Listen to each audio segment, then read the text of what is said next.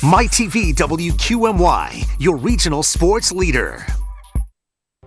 A journey begins with one small step. It doesn't matter how hard you hit, whether you win or lose. What matters is that you have a common goal. And to reach that goal, it takes a band of brothers acting as one. Every week, we come together to witness these gladiators of the gridiron pour their heart and soul onto the field. This is Friday Night Rivals on MyTV WQMY. Welcome to historic Crispin Field in Berwick, Columbia County. Tonight, it's a matchup between the top two 4A teams in the state as number 2 Valley View takes on number 1 Berwick. Good evening, everyone. I'm Bob Ide, and welcome to week number 6 of high school football. Joining me, as always, Hall of Fame coach Stan Kaharski and former Tunkhannock area coach Jan Seachak. And Stan, we'll go to you first. Last November, Valley View came in here and won the district title. Both teams looking at this as a big game. Both teams in both communities have great anticipation for this game. They're both 5-0. They've handled all of their opponents very readily. And certainly the memories of November of last year rest with both these teams. And Valley View thinks that they can win on this field, and Berwick doesn't want them to do that. Let's talk about the Cougars first, averaging over 30 points per game on their offense. The main reason why they returned everyone on the offensive line. Our Clarkie's Billiard Spotlight player, Mason Cordish, has really accomplished a lot because of that offensive line. He'd be the first to congratulate that group of 5 returning linemen. He's a great runner. He's very shifty. He's not very big, but his ability to avoid tackles is evident. You're going to have to really get bodies on him, and certainly he finishes all of his runs, which for my money is a great trait for running backs. Well, Jan, let's talk about Berwick. Their defense is really playing well, 9.6 points per game giving up. Their offense over 31 points per game. Our other Clarkie's Billiard Spotlight player, Owen Shoemaker, has really stepped in as the top running back. 694 yards rushing this year, 8 touchdowns, 6.5 yards average carry. His demeanor, his stature, he's short, he's stocky, he's strong, and he runs extremely hard. And as Stan said earlier, he credits that younger offensive line for all his success this year. Another beautiful night for high school football in northeastern Pennsylvania. Let's check out the weather now with Mike Linden from the Fox 56 News, first at 10. A beautiful evening for football tonight, Bob, albeit a bit of a chilly one. Bear in mind the lower 50s is pretty much normal for this time of year. A little cooler than where we've been lately and drier as well. You're just not going to really feel that humidity out there tonight. The wind's nice and light, good for those punters and kickers, but overall a beautiful evening for some weather, and it looks like fantastic conditions like these are likely to follow us into the weekend too. Thank you, Mike. It's the much anticipated game in the state. It's number 2 Valley View and number 1 Berwick next. Do you know a student or fan of tonight's game? Call them now and tell them they can watch on any computer, tablet, or smartphone wherever they are. Go to fox56.com for a high-quality live stream right now. Let's talk weather with Chief Meteorologist Mike Linden from the Fox 56 News first at 10. Invite Mike to your school to talk with your class about the science of weather. Reach out to him on Facebook or Twitter. Email or call him at Fox 56 to schedule your class visit, and let's talk weather with Mike.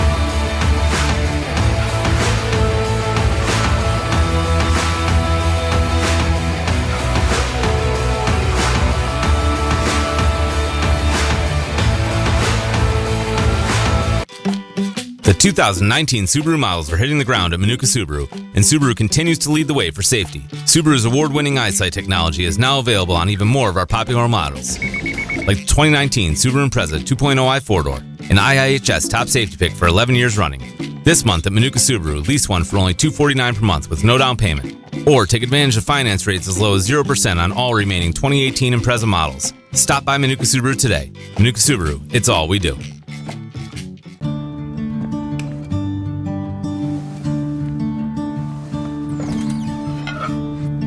This is what wakes us.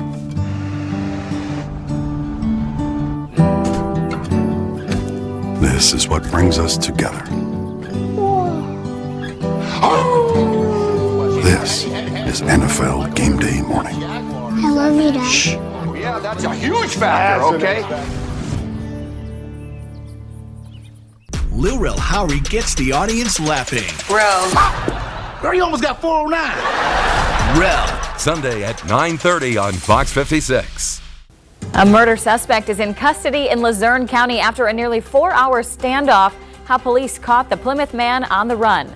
And roundabouts seem to be taking over PA. How residents really feel about the change and why PennDOT says you can expect to see more of these traffic circles in the future. All that plus your weekend forecast. A con man and a psychic with a woman under their spell. This woman is feeding off your fears. And a scary way to prove their powers. They left a calling card. Murder. That's extraordinary. Law and Order, Criminal Intent. Monday night at 8 on MyTV WQMY. MyTV WQMY, your regional sports leader. Here come the undefeated Cougars from Valley View representing the Lackawanna Football Conference, and they're your undefeated Berwick Bulldogs out of the Wyoming Valley Conference. We're all set for high school football at historic Crispin Field. Nice crowd on hand, and boy, a lot of talk around these two teams that are state ranked, and Paul Grippy now joins us from the sidelines to talk about that, Paul. Both teams 2 versus 1 tonight. Bob, certainly the high-profile game of week number 6 in Pennsylvania high school football, partly because these two played a thrilling district championship in double overtime last year, partly because of the state rankings. Max Preps has Valley View ranked 10th in their class, and Berwick is 5th, whereas PennLive.com actually has Valley View higher at 4 and Berwick at 7. The entire state's watching this game because they know down the road when you get into state playoffs, either of these two teams could be advancing along the way. Now, who's ahead of them in the rankings? Well, the usual suspects, Bishop McDevitt, Emotep, Erie's Cathedral Prep. But in the entire state of only public schools, these are the top-ranked teams. Bob, the entire state, you can say, is watching this one. Biggest game in the state tonight. And yeah, it feels like the good old days when Valley View and Berwick used to knock heads in the old District 2 days. Cougars and Bulldogs, cats and dogs. This is a thriller. Thank you, Paul. We get 2 versus 1 from the Pennsylvania Football News, so rankings all over the place for these two public schools. There's Frank Sheptock from Berwick. Berwick won the toss. They deferred to the second half. We'll see Valley View's offense on the field. And first, kicking off, Jared Groshik from Berwick received Dylan Hawanitz and Chase Combs, and we're underway in Berwick. Good kick down to the 1. Combs gets knocked about. Valley View starts around the 18-yard line. We'll see Janasa Boone, courtesy of Shorten Holmes. First season under center.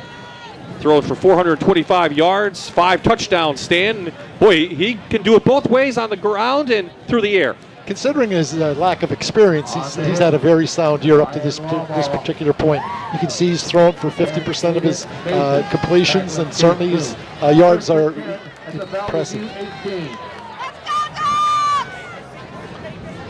Boone underneath center to begin, in typical I formation.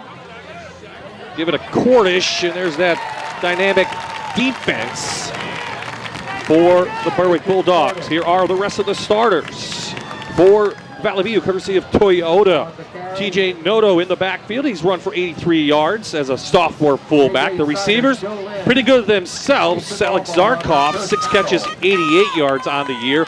And up front, as we talked about in the pregame, everyone is back. Brian Durkin, he's Division I prospect, maybe Division I AA, 6'4", 260 pounds. He's a senior. So about a yard for Cordish on his first carry. Now Boone goes into the shotgun.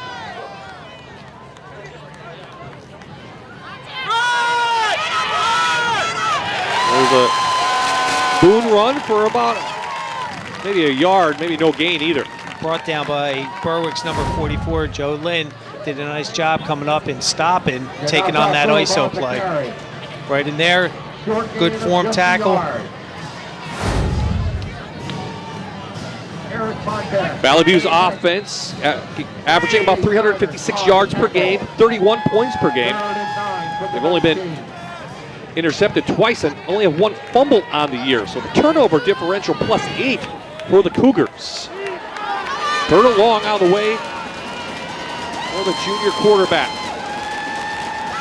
Low snap.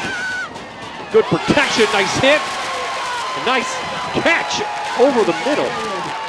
That was number 7 laying the wood on that Valley View receiver. That was a great ball, great catch. That was Zach Kowalczyk who made the great catch. Great concentration.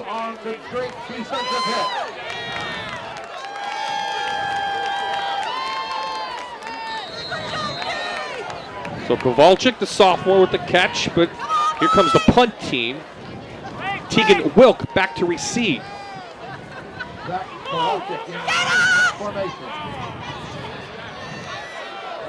Kowalczyk with the kick and picked up, and a good stop down there from number 10, Consaretti. So Berwick comes out with their quarterbacks. Alex Force, he's a senior, 452 yards, 6 touchdowns. Jan, and boy, he's a pretty good quarterback who played last year a little bit. And again, with the way that Coach Sheptock and the Bulldogs have that one-back offense going in there, he does a real nice job with the spread and getting that ball out when he has to. So here comes this offense for Berwick, averaging 36 points per game. They like to run the ball, 239 yards, although last week Selinsgrove took that away. And Alex Force had to put the ball in the air 18 times. Flag comes in. This is Owen Shoemaker down the sidelines. Pushed out of bounds after a big game, but this one may be coming back. Flag was thrown quickly downfield. Owen Shoemaker shows very, very excellent speed on this. He found a little bit of a seam. There could have been a hold. Chuck Suppan is our referee.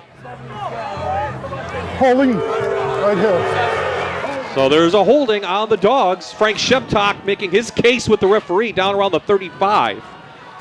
On this play, you'll see that Shoemaker's got great vision. Right there, you can see that's the hold that they're talking right there. And he just hits that hole, and then he just goes.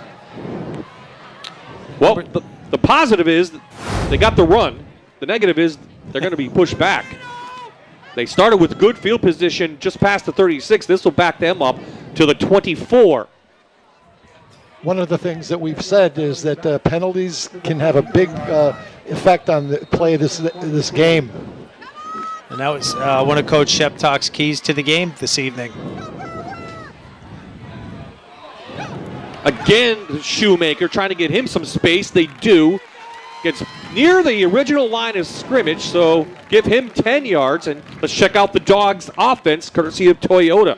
Dallas Schechterly is the fullback. He just has one carry on the year. He's a junior. Their wide receivers, pretty good themselves. We'll talk about him. 131 yards. He's the leading receiver, 13 catches. And up front, Jan talked about, they're young, but they're pretty big. Cashman has... Well, they're all juniors, 254-pound Cashman. I mean, he's centering that inside, making those calls, and they come with an ISO right up the middle. 2 big plays give him 10 yards. First down, Berwick.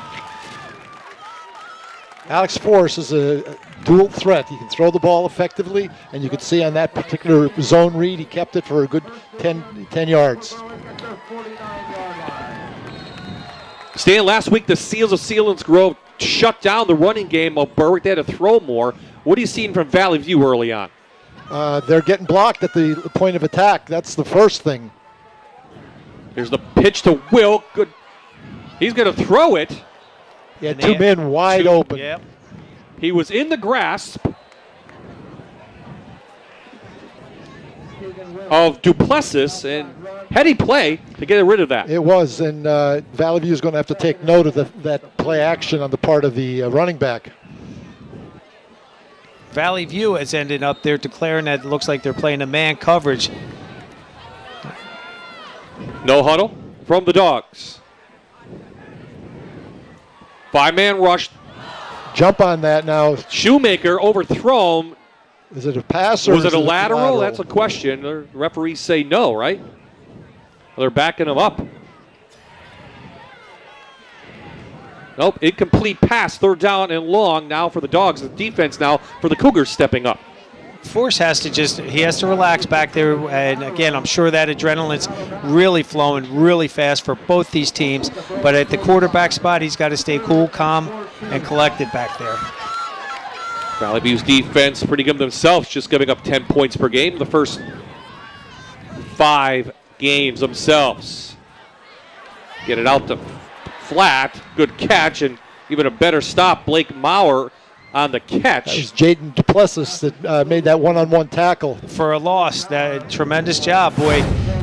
The Valley View Cougars, they on the runs, they gave up some plays, but boy, they really started to settle in and started playing some great football. You just hate those penalties. It really negated a tremendous run by Owen Shoemaker.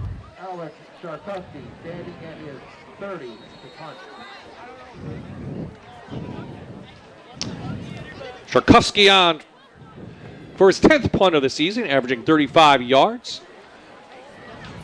Low line drive kick, and it's picked up and returned by Zavkoff, and we'll take a timeout. 7:52 left in the first.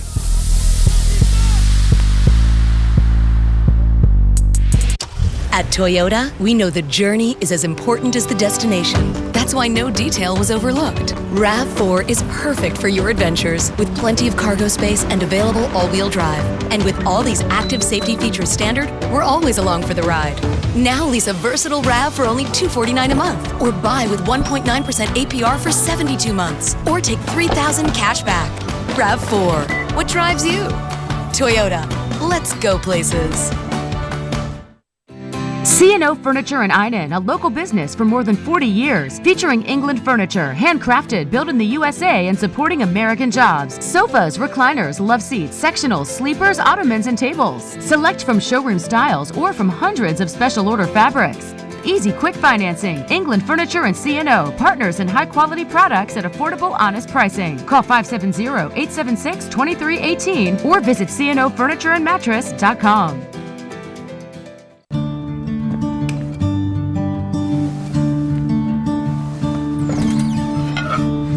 This is what wakes us.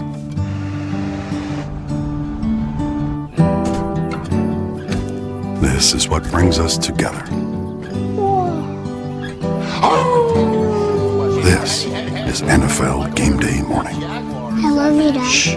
Yeah, that's a huge factor, okay?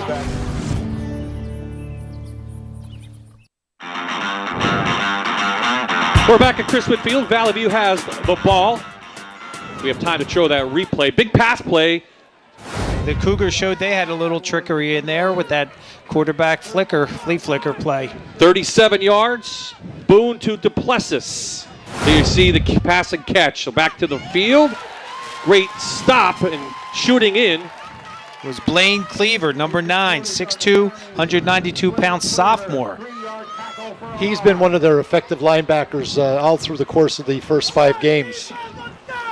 Coach Sheptock really likes him for a young man as a sophomore. He really does bring some composure to that defense along with the tenacity.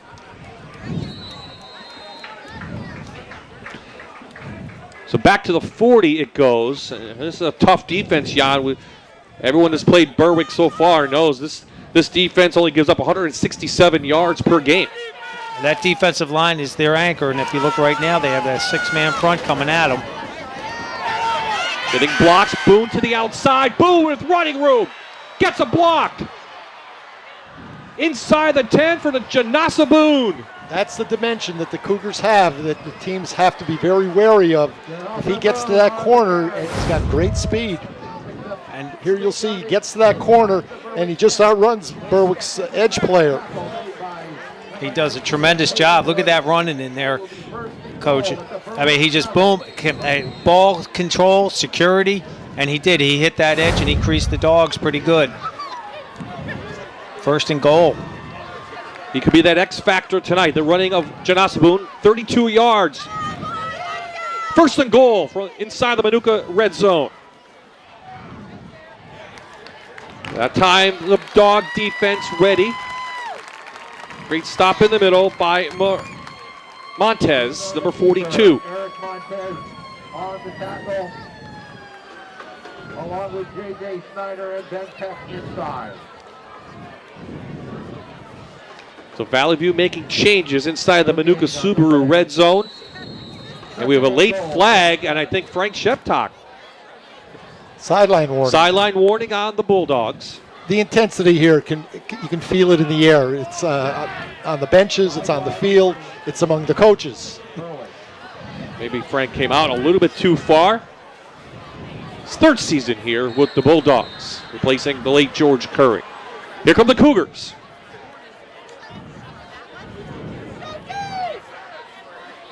Six-man front full of the Bulldogs. Here they come. Boone wanted to throw and did throw, and Duplessis caught it.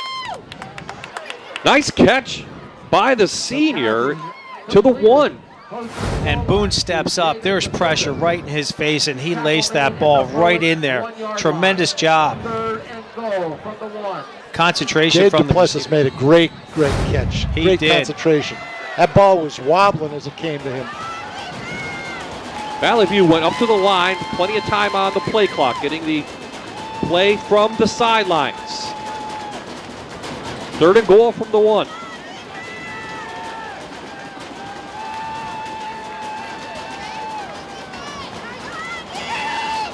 Cornish walks in, touchdown, Cougars. Nathan Cornish off the right side for a Valley View touchdown. Bob, that play that brought the Cougars down into Berwick territory sent a message that if the Bulldogs are going to stack the line of scrimmage with 6 and 7 people, they better be very careful. The Cougars came out in a power I set right here, and they run that power, and there he goes, really untouched. And Stan, that's a great point. You put in 6, 7 guys in the box, the middle of the field gets soft, and the perimeter, again, they have to respect the receiver, and then Boone just adds that X factor, like Bob said. Ducati the extra point. 7 plays, 73-yard drive for Valley View, and they have a 7-0 lead. Watch Brian Durkin.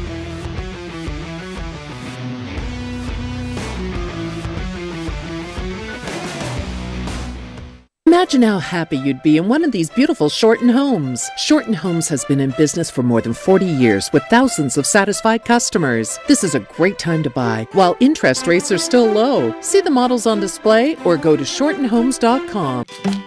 The 2019 Subaru models are hitting the ground at Manuka Subaru, and Subaru continues to lead the way for safety. Subaru's award-winning eyesight technology is now available on even more of our popular models, like the 2019 Subaru Impreza 2.0i 4-door, an IIHS top safety pick for 11 years running. This month at Manuka Subaru, lease one for only $249 per month with no down payment. Or take advantage of finance rates as low as 0% on all remaining 2018 Impreza models. Stop by Manuka Subaru today. Manuka Subaru, it's all we do. Imagine how happy you'd be in one of these beautiful Shorten homes. Shorten Homes has been in business for more than 40 years with thousands of satisfied customers. This is a great time to buy while interest rates are still low. See the models on display or go to shortenhomes.com. The Miami Marlins throw down against the New York Mets in Citi Field. Saturday at 7 on MyTV WQMY. Your home for Major League Baseball. Back to Crispin Field. The Cougars have a 7-0 lead. Gotti to kick it. His nice leg usually kicks it near the end zone, and he does. Mason had the ball. Special teams playing pretty well for both teams up past the 26-yard line. On the kickoff return. Tackled by a host of Valley View. Here's the Cougar defense coming up. They have 9 sacks on the season. Up front, there's Rosina, 10 tackles on the season. Linebackers pretty good themselves. Ryan Turlip in the middle, 7 tackles against West Scranton this season, and the secondary will be tested. There's Duplessis, 14 tackles, leads the team in interceptions with 2. So here come the Bulldogs back out, trailing at home, 7-0.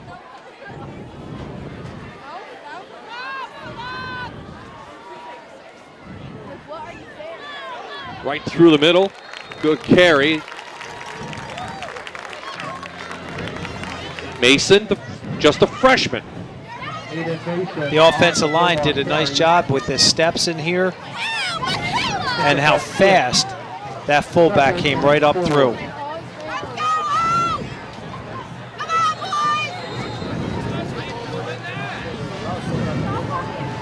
Nice gain on first down, now trips to the near side. Force trying to hit, quick hitter on the opposite side, and trying to make the catch was Maurer. Didn't come up with it. Just let them a little bit too much on that. They had good protection.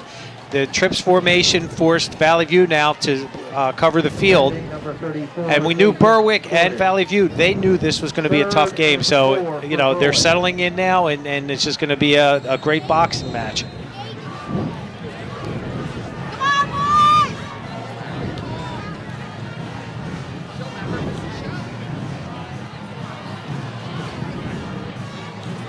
Try to do a quick hitter again to Shoemaker. Nowhere to go. The Cougar defense stand comes up big again. That was a great play by the defensive end. That was Kyler Rosina. He came in, it looked like he was untouched, Coach. Yeah, he certainly was. That's what you have to do when you're untouched. And you got lay the wood on him. And you got 3 other Cougars that are coming in. Again, we talk about getting your hat to the ball, getting that picture, and the Valley View's doing it.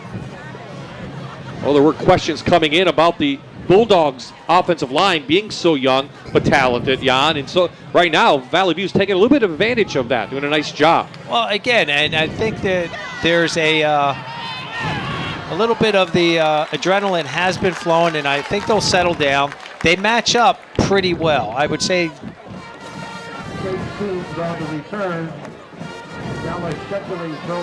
The Cougar family has each other's backs on the field, but who will have their backs off the field? The Rose Insurance Agency will. We are located at 200 Betty Street in Einan. We will protect your home, auto, business, and life insurance needs. We offer competitive pricing and new discounts. Rate lock, new auto security, and paid in full discounts for auto. For unexpected breakdowns at your home, we offer equipment breakdown and service line protection coverages that are worth talking about, and sewer and drain backup coverage. Let's talk. Call Carolyn Rose. Boone airs it out, trying to hit Kovalchik down there, just overthrown, and boy, what an arm, though, Janasa has. He's so athletic. That drive that led to their touchdown, Berwick is going to have to contend with his dual ability to be productive, both with his arm and with his legs. Valley View's offensive line showed their veteran experience on that, especially against this Bulldog front. They gave Janessa Boone time to throw that ball out there. Bulldogs coming in with 18 sacks on the year, 6 interceptions. So far, the Cougars' offensive line has been up to the task.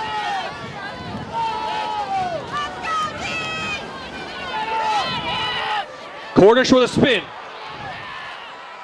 Wilk trying to get him. Shoves him out of bounds, but a gain of 20. As we said in our pregame, this young man is very difficult to bring down. He's very elusive. He has an ability to kind of contort his body so that the defenders don't get a good shot on there. You can see a great spin move. There's momentum on the part of the Cougars at this particular point. Absolutely. Cougars not intimidated by Crispin Field.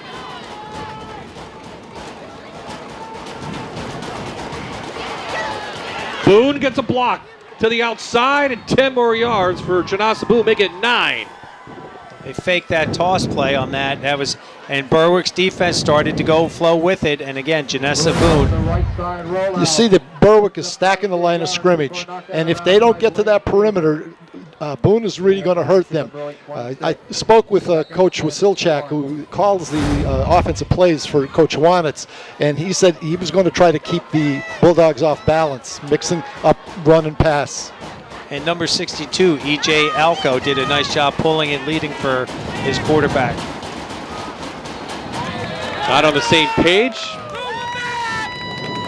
This will cost Valley View 5 on second down.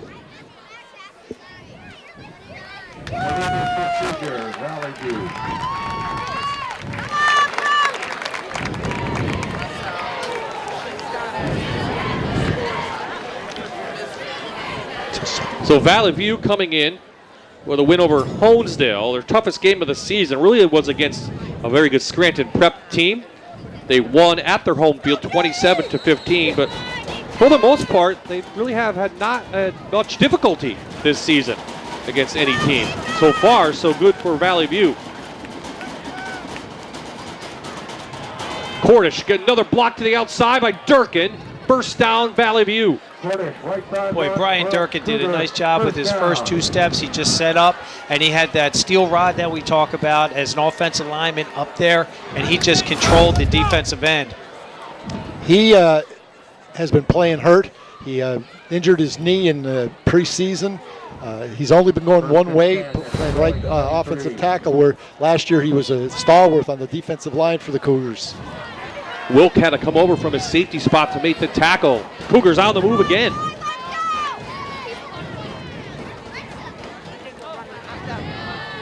Boone, a three-step drop into the end zone. No flags down. Almost caught by Kovalchik. Good defense out there. Valley View is going to take their shots downfield. Berwick was in a man coverage that time. Kovalchik got beyond the cornerback, number 14, and just didn't catch the football.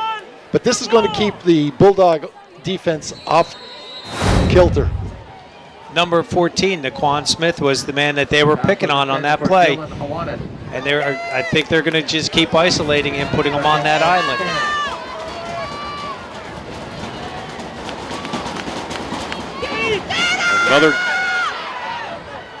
Some big linemen downfield for Boone. A flag comes in. This may be holding against the Cougars if they're at a gain of 6. Let's check out what the flag is. 14, penalty flag on the flag.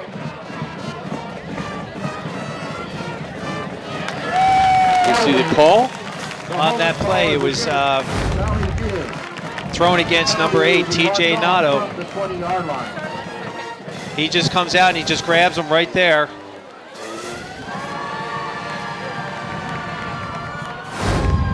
A little sell job on that. Bit of acting. Yeah, a little acting. It goes the Oscars are coming out soon, I believe. But hey, he got the flag. That's all he needs to do. So this will back them up to the 29-yard line, bring up a 2nd and long. Cougars stand doing a nice job mixing it up as you talked about. What will they do now, you think? Don't be surprised to see a screen pass.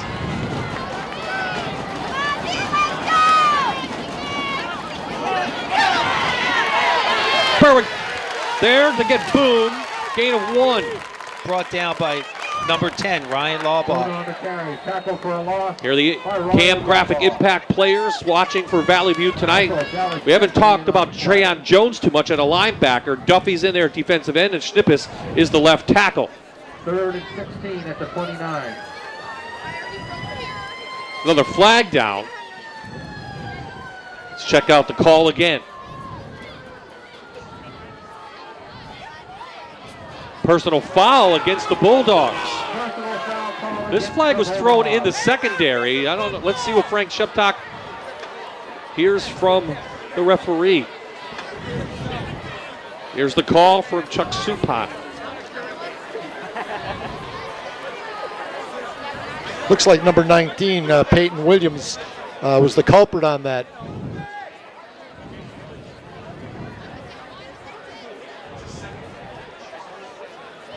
So this will give them a 3rd and 1, the Cougars. The ball now inside the 15, inside the Manuka Subaru red zone.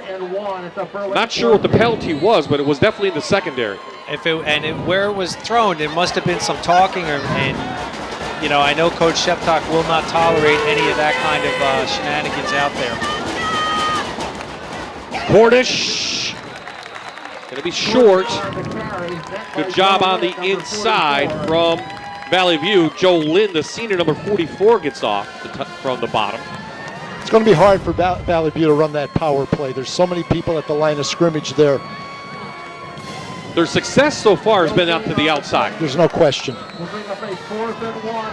And until the Bulldogs come up with a solution to that, they're going to go back to those plays, whether it's with Janasa Boone or whether it's with Mason Cordish. Coach Awanet's going to go for it. 4th and 1. Boone with the keeper. Let's see where the placement is. That's going to determine if he got it or not. Running behind Connor Judge, the 230-pound senior. First down. First down. So the drive continues. This drive started at the 42.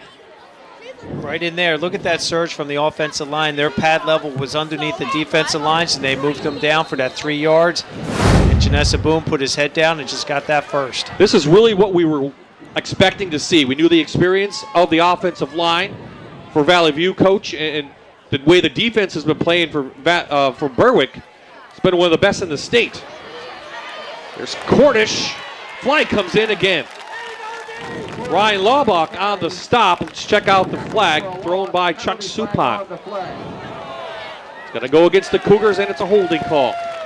Again, whether that's a hold or not, it's hard to tell from our angle, but we don't want to see penalties in this game. We don't want the officials to take the boys out of the game.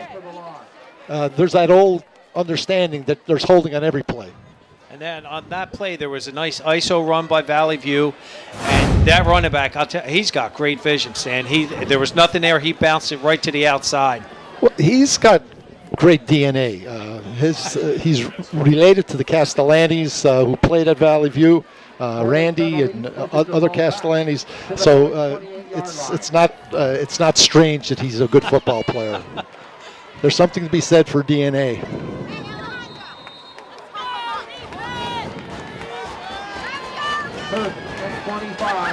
So the ball back to the 28-yard line. We're under 20 seconds to play in the first quarter. Boone, plenty of time. Over the middle. Finds a receiver. Touchdown, Valley View. It's a Manuka Subaru score. That's Dylan Hawanitz. Another flag comes in. Another yellow hanky on the turf. That maybe after the score, though. And it looks like on this play, number 44, Joe Lynn was, I think he thought he had help deep, and he dropped to his middle hook, but there was nothing there. And number 3, big play, big catch, nice touchdown. You watch the pocket that's created by the offensive line here. Janessa just stood in there and waited for Dylan to get open and threw a perfect spiral. And this is a Berwick defense that came in with 18 sacks on the year. Here's the call from Chuck Suppan. Must have been after the score. Unsportsmanlike. That'll be assessed on the kickoff. So probably over celebration, something like that the officials just don't want to see at this point. Well, again, I'm going to make a statement about this. I think it's absolutely ridiculous. This is a passionate game. Kids are fired up. Unless they're doing something to embarrass the other team, throwing a flag at something like that, whether it's Berwick or whether it's Valley View, to me is ridiculous. That is. Again, there's a lot of excitement in this game. They're not robots. If they take a little lesson from the NFL, realize that it's not only a sport, but it's an entertainment thing. And we saw one of the videos earlier this week where a player was running down. He had a clear touchdown, and he lifted his forefinger, and they flagged him and took the touchdown away. Let's see the big play again. Coach, break it down. Look at the protection. It all starts with the protection. Dylan is wide open, catches the ball in his fingers like he's been taught. And I saw Coach Sheptock pull the small whiteboard off to tell number 9, look, that was your guy. That was your zone.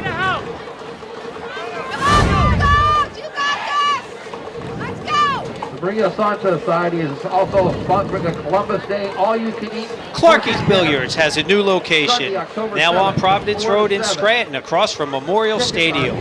Clarkie's is open 7 days a week and offers free pool lessons from the area's premier billiards professional, Kevin Clark. Enjoy a family-friendly atmosphere and free pooling, free pool cue, and free music on Fridays. Clarkie's Billiards, 850 Providence Road, Scranton. So 10 seconds left. Valley View's come into Crispin Field again. They lead 14-0. Bob, one of the things that Janessa Boone did in that time is he looked off. He looked to his left and drew a little bit of movement on the part of the secondary, and then he came back to Dylan Hawanitz in the seam on the right. Cicotti going to squib the ball down. Mason fumbled it, picks it up.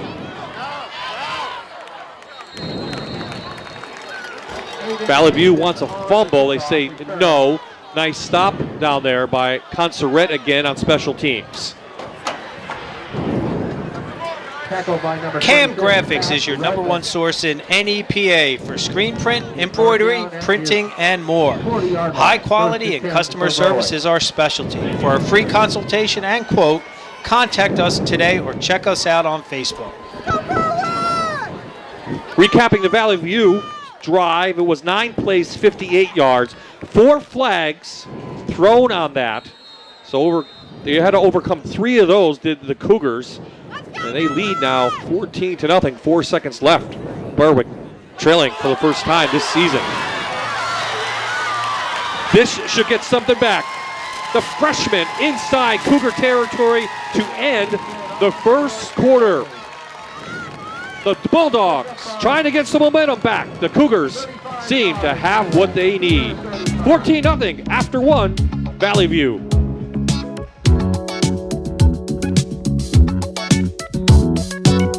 King's College is like no other. You can step on campus and see the connections that you can make with your professors and the conversations that you can have with them that builds that sense of community. They care about your success. The staff and faculty, professors, advisors, they care about you and your personal growth and your achievement. They put you on that right path to see you succeed, and they care about your success here at King's College. To schedule a personal visit, go to kings.edu to register.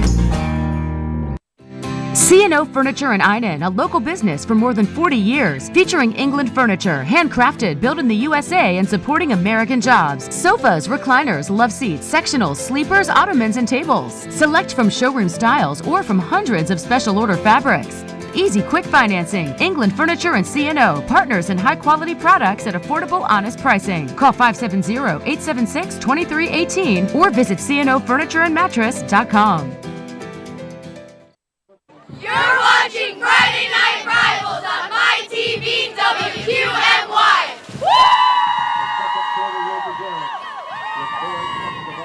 Oh, welcome back, everyone, to Berwick Crispin Field. Crowd on their feet here for both sides. The most anticipated game of the state. 2 versus 1, and so far it's number 2 who's owned number 1. Berwick with the ball, trying to stretch them out. This is Shoemaker. Berwick's run only 9 plays in that first quarter. That first quarter dominated by the Cougars. Certainly was. And the Cougars did it, but now Berwick comes back with an option look. There's number 60, Sullivan Slavinsky leading the way for number 39, Owen Shoemaker. And Owen just ran to someone down. He just lowered that shoulder.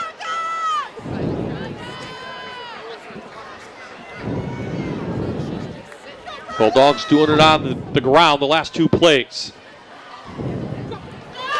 First time we see Tegan Wilk with the ball. All-Stater.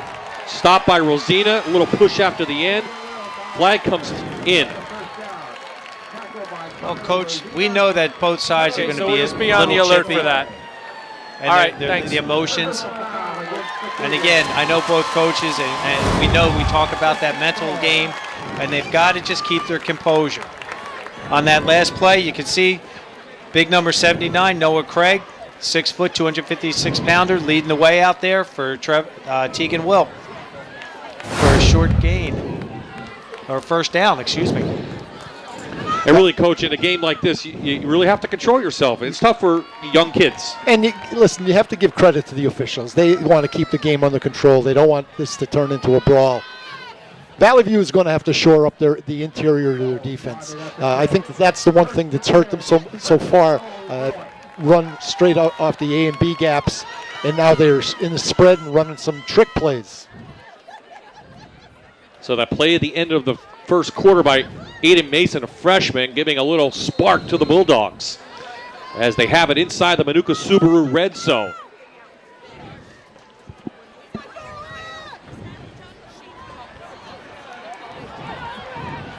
The quarterback with running room, force inside the 5, knocked out of bounds.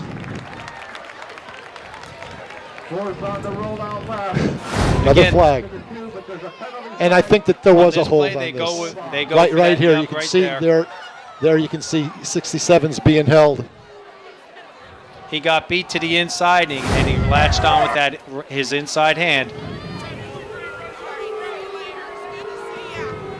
And the way Berwick had that play set up with the fake toss and the bootleg left just negates how hard that Alex just ran that ball down there. Kevin Duffy was held on that play. So this will back the Dogs up all the way from the 2 to the 27-yard line, and it's first down and 10. They can't get a first down at the 1.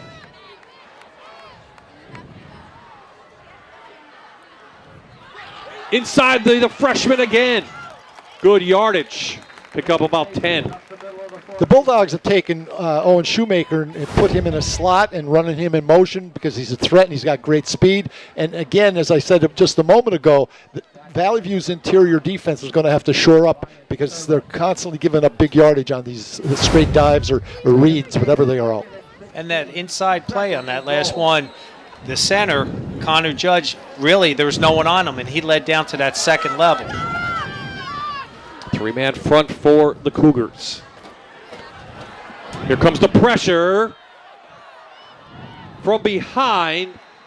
Number 2. That's Boone, who catches his counterpart on the other side. Force. And it's a loss of 1. It's not often that you see a quarterback playing in a defensive end position. He's such an athlete. But Boone played a lot of defense, though, last year when we saw him. But in the secondary. In the secondary, yes.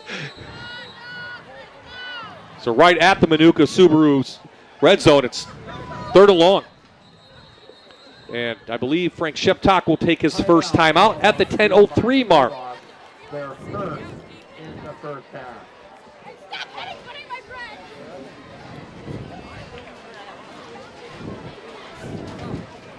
So this is the 9th time these two teams have met. First time in the regular season. Berwick leads the series 5-4.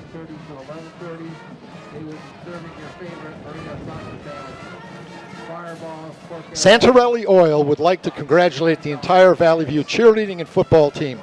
Santarelli Oil also wants to remind you we have the guaranteed lowest prices and will beat any competition.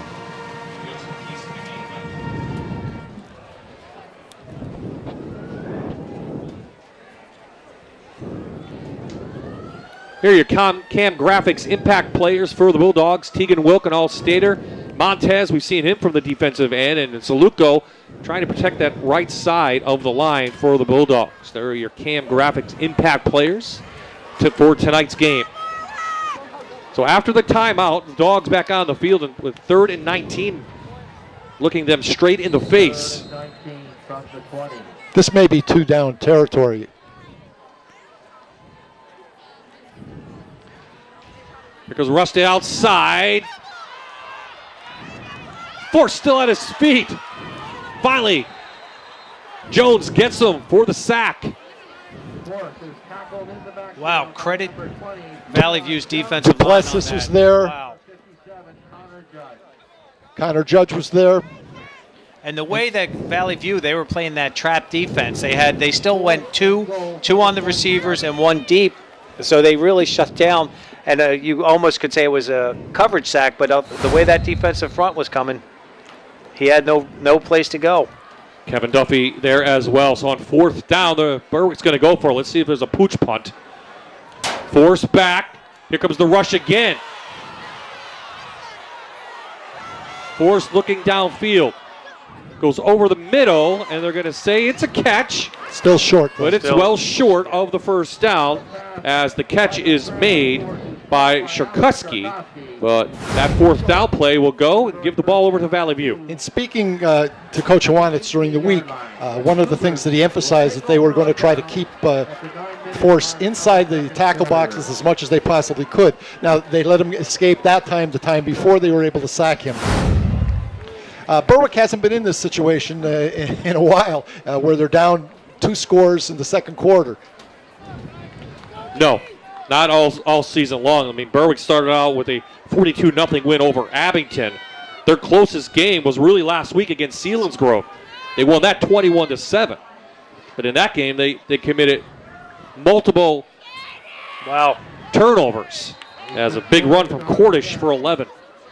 The offensive front of Valley View, they're getting off the football. They're getting into the Bulldog down people, creating some seams. And that strong safety for Berwick, Ryan Laubach, he's the one that had to make that tackle. And when your secondary's making tackles, it's not good. Not good. So that offensive line dominating the defensive front from Berwick.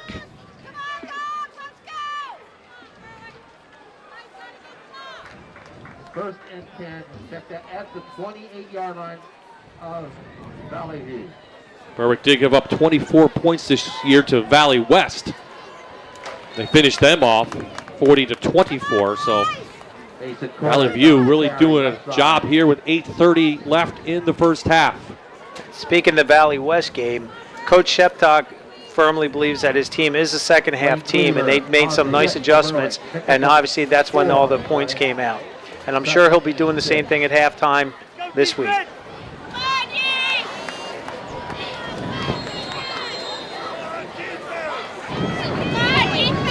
There's Coach George Hawanitz's 12th season already at Valley View. He quarterbacked them to a state title back in the 90s. There's the dog defense taking care of business. That's a play Valley View runs just to keep people inside honest. It's just a quick trap. And it's been very successful for them in their previous games. You'll see it right there. The trap is certainly effective. Joe Lynn with the stop. He's a senior. And then Berwick has moved Josiah Snyder from nose tackle out to defensive end.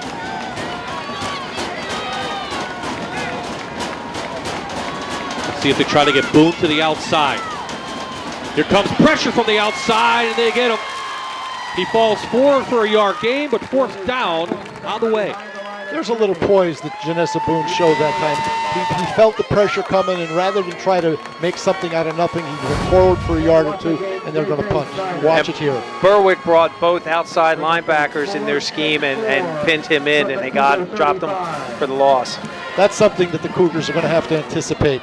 Third and medium, they're going to have to look for that type of thing. There's people coming off the edges. Ryan Laubach with the stop. So Kovalchik in for the punt. Nice high kick. Wilk elects to take a bounce, and they'll clear this one out, and it will take a Valley View roll. Inside the 20, and the Bulldogs trailing by 14 will have it at the 17. The Cougars appreciate the talent that Tegan Wilk has. They're certainly in their kick game, they're going to try to kick the ball away from him so that he doesn't have big plays. He's a very talented young man, got great vision and speed. Yard punt by Valley View. Berwick will be first and 10 at their 18-yard line.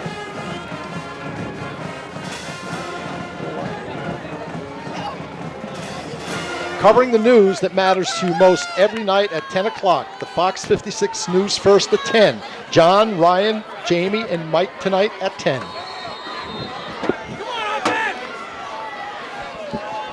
The defense gets the ball back for the Berwick offense. Can they put a drive together late in this half?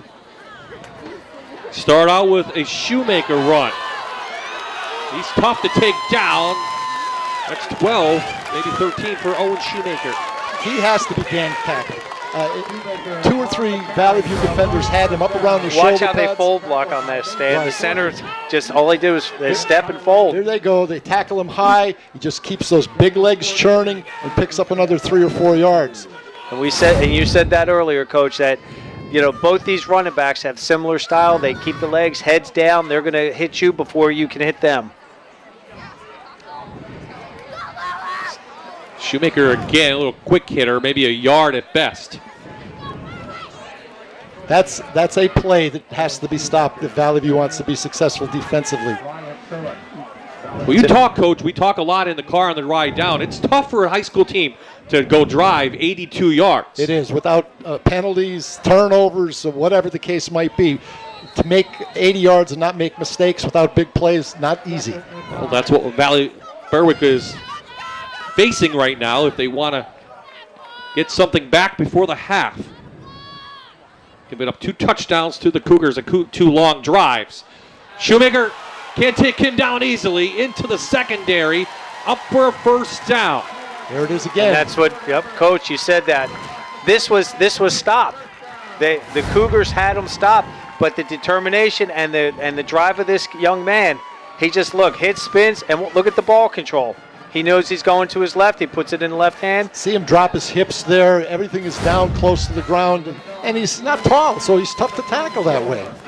C&O Furniture, key to the game. Line of scrimmage play on both sides. There you saw what the Berwick offense could do. We've seen what the Valley View offense can do on from the offensive line. The one thing you want to teach your tacklers in a situation when Owen has the ball is somebody get around his ankles. If you get around his ankles and hold tight and hope that the troops are coming, you got a chance to limit his effectiveness. Wilk gets the sidelines and he puts his head down out of bounds. Inside Cougar territory at the 43.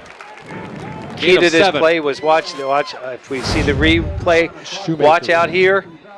We get that nice block right there from Shoemaker. He turns and gets great body position, and that opened it up for Tegan Wilk.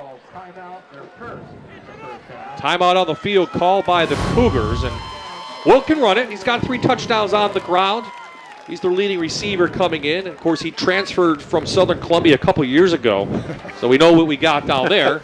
So, And Stan, you were talking earlier about long drives, and again, statistically, when you start getting 8, 9, and over 10, it actually goes against you on the offense because something is going to happen at that point. You got to be a seer to know what that is. So these two teams met first time 1977. How old were you 11. then, Bob? I was 11. Okay. I was 2. How about that? So, but Valley View the last couple of years has taken care of business with Berwick. Those tough teams by the Dogs with George Curry down here. Some of the best teams in the state and the country at that time, Stan, took care of business with Valley View. But really, 2 programs that around the state have a great reputation. They do, and certainly we've seen over the last couple of years, Valley View kind of regained their footing ever since George has been the coach. He replaced a legend in Frank Pizzalia, and they've got it back on track. And at Berwick, again, stuttered a little bit when Coach left and of course his passing, but they're in good hands now with Frank Sheptock. So they're going to be around for a long time. Yeah, Coach Curry was here, then Coach Campbell came in. Coach Curry went to Valley West, then Coach Curry came back. Yep. And Coach lost Sheptock. his life, and then Coach Sheptock took over. Trying to get Mason in the middle of the freshmen. A nice job, but the defense is right there. Logan Burns with the stop. Mason's a nice size kid. He's 5'10", 181 according to their program, and to put the burden on the freshman's shoulders like this, he's run the ball pretty well. I like Owen Shoemaker though. he's my kind of running back. He is. Number 39. Who was Coach? Larry Zonka. There we go. Undefeated Miami Dolphins that year. I think Owen Shoemaker's a little faster than Larry Zonka. In the Shoemaker again in a nice push, and it takes 5 Cougars to take down Shoemaker with a gain of 5. Well, that's when you get 201, 5'9". You got strong legs. Just right. Yep. He came in with 107 carries, so he's averaging just about 20 carries per game. And that's a weight room picture right there. Little flip out to Shakuski. Flag comes in. We have a holding call again. No gain. I was alluding to the weight room on that last run when we showed that replay. Here he is, low center of gravity, driving his feet, his upper body strength. They're trying to strip the ball. There's that old cliche in football, low man wins. And certainly as a running back, if you can keep your balance and drop those hips and just keep those legs churning, you're going to be productive. Any given Friday night here in Berwick, you're going to see a big crowd. And Cougars add on to that with their fan base coming down from northeastern Pennsylvania. A little bit warmer than it was last November, Coach. It is, thankfully. But again, this 4A in District 2, probably one of the best in the state. competitively with Dallas, North Pocono in there as well.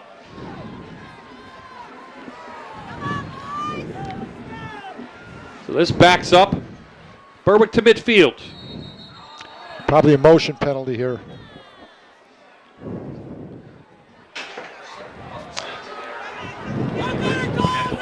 These are the mental mistakes that really just take the wind out of the sails. And I know Coach Sheptock is probably just fit to be tied, but you really can't chew a kid's backside out on that because you don't want the kids getting down.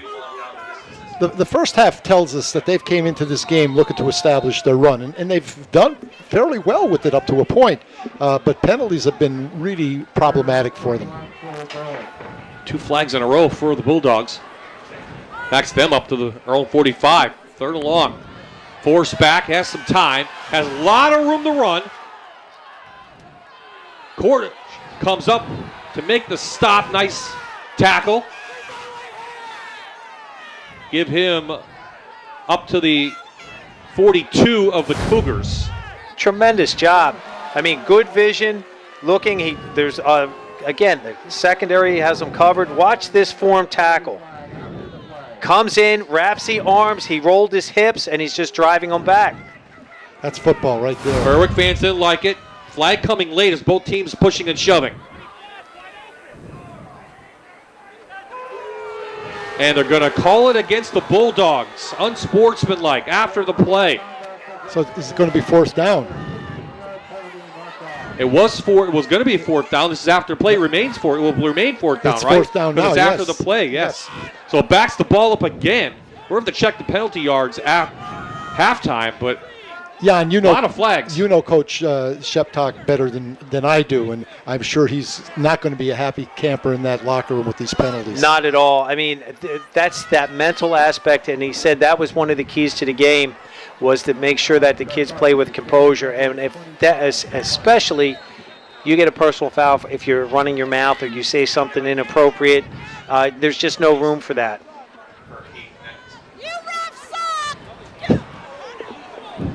Nice high kick, Sharkuski. There's a Valley View player standing there. Luckily, it didn't hit him. Valley View offense back on the field. This Berwick offense, though, Coach, hasn't been only one time they've been inside the red zone.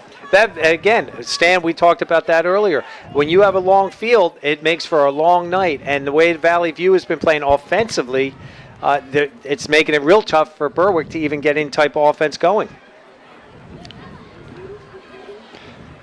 Keystone College Experience Open House on Saturday, October 20th. Students and parents register at keystone.edu. Bob I, Jan Cechak, Stan Kaharski, and Paul Grippy here at Crispin Field. This battle of the top 2 4A teams in the state. It's been all Cougars in the first half as Cordish up past the 50, gain of 16 for Mason Cordish. On that play, number 77, Mike Sebastianelli, thank you. I'm sorry. I apologize, Michael. Did a tremendous job with that lead block, and then the backside, they had that nub tight end coming across. It was almost like a counter try. Michael is one of those seniors, and he played as a freshman. When I was coaching, he was a freshman when I was an assistant at Valley View a couple of years ago. Tough kid, nice kid. This Cougar running game doing a nice job with that big offensive line. Again, Cordish up for 7. 2 timeouts left for Valley View. And again, Sebastianelli on that one, he steps to his right, opens it up. Look at that hole in there. We've said all week that this game is going to be determined by which of the lines, the Valley View offensive line or the defensive line of Berwick, is going to really take hold of the turf, the trenches. And up to this particular point, it's been Valley View. Now, Valley View does have a very good field goal kicker. Cicciotti is 2 for 4. He does have a long field goal this year, 43 yards. Something to keep in mind. Boone back. Gets some pressure and is going to air it out long. It's underthrown and almost caught. Not almost. I think he caught it. No, I think it went out of his way. Kovalchik. He didn't have control. Yeah, he didn't have control. Goes to the turf. You watch Boone on this play. He has people in his face, Yeah, Coach. he does. And his presence, though, look at him. And he just throws that from his hip. Ball, yeah. Right there he had it before Wilk comes over. Catch it and tuck it. Get your fingers on it and bring it to your armpit. Tegan Wilk did a nice job breaking his right hand in there to pull that ball out. 1:13 left for the Cougars.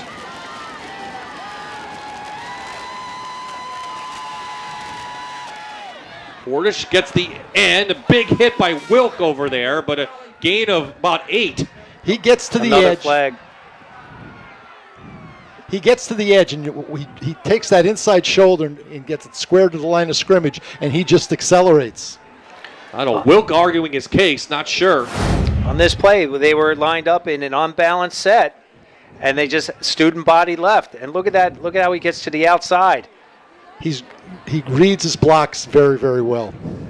Flag there. The flag came in before the hit. And then there was one afterwards, too. So this is going to be maybe multiple infractions on this one. Chuck Suppan out of the Wyoming Valley Conference, the referee tonight. This is a mixed crew, though. Are the officials paid per flag that they throw? Is that the way their salary schedule? Okay, there are a lot of flags tonight. Well, the problem is they'd have to go through the athletic director here at Berwick, which happens to be Coach Sheptok. Well, break for Berwick as Valley View was on a roll.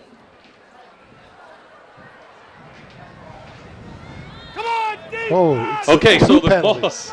So what we didn't see was that we didn't see the unsportsmanlike call right against Berwick. Then there was 2 calls. We saw 2 flags. So he called the first one. They marked that off. Then he called the second one. We did not see that from the referee. So now the ball's at the 32-yard line.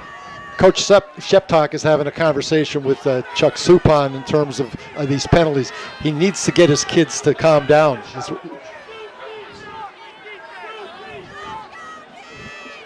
Again, this is a mixed crew from the Wyoming Valley and Lackawanna Football Conference.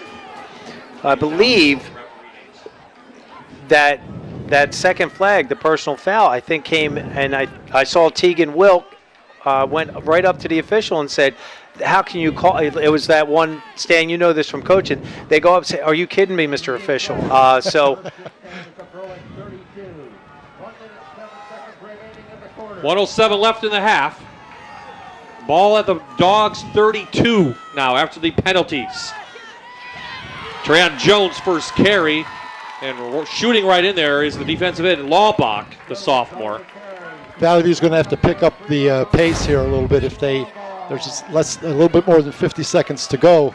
They have 2 timeouts left, correct, Bob? Correct. Clock is rolling. Well, they just called timeout.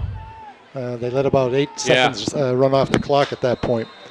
Timeout on the field by the Cougars. Again, they have a good field goal kicker. They need probably another about 15 yards or so to be in range of Chakotay. thank you. Tonight's Friday Night Rivals game is brought to you by the Toyota RAV4. Toyota, let's go places. Coming up at the half, Paul Grippy will grab the winning coach going off. We'll hear from the Fox 56 News First at 10 crew. And Paul Grippy will have another interview, and then guys up in the booth, including myself, will be back, give you some highlights from that first half and some analysis. That's coming up at the half here on My TV. Bob, you were talking about the penalties earlier. I'd like to see what the possession is also, because I think Valley View has done a great job of grinding this out, so keeping the ball out of Berwick's hands. Yeah, they've had long drives each time. They've had it, multiple plays. We'll go look at that. 9 plays on their second drive, 7 on their first drive. They had 7 plays. The Cougars. Boone with a lot of running room. Instead, tosses it downfield, finds Duplessis down at the 11. Get to the line and either spike it. Well, the chains have to get set, so you know they're in a hurry up. 24-yard gain.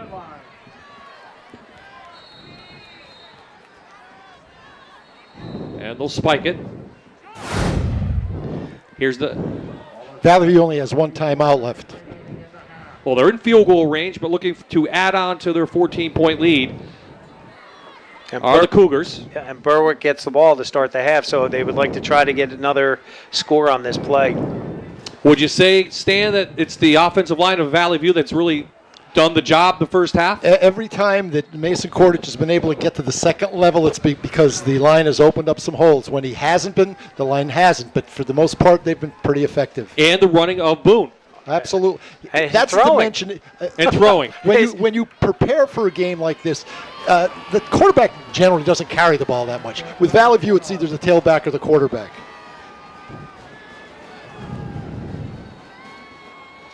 And Coach Owanitz, I think, is going to call a timeout with the clock stopped. And that'll be his last one. And with the ball at the 12 inside the Manuka Subaru red zone. Well, this is a critical 34 seconds. If they can push this in, it's certainly going to give them a little bit of room.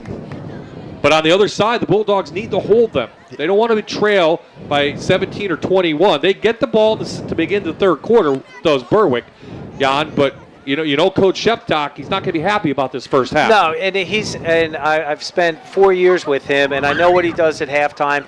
He's going to talk to his coaches to say, get your kids settled down.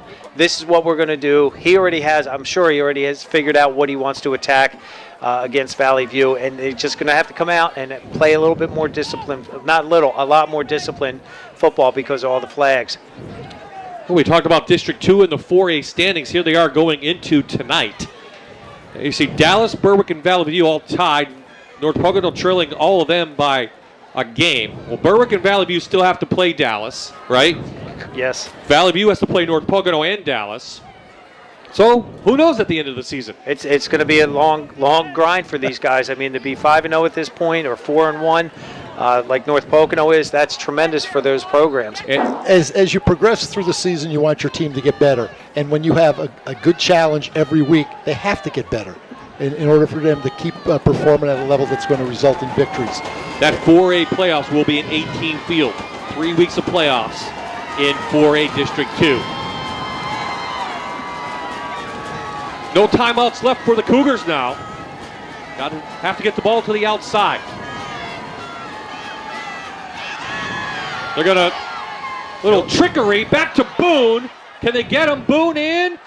Touchdown Valley View on the halfback pass, 12 yards. I think everybody's taking a play out of Doug Peterson's playbook.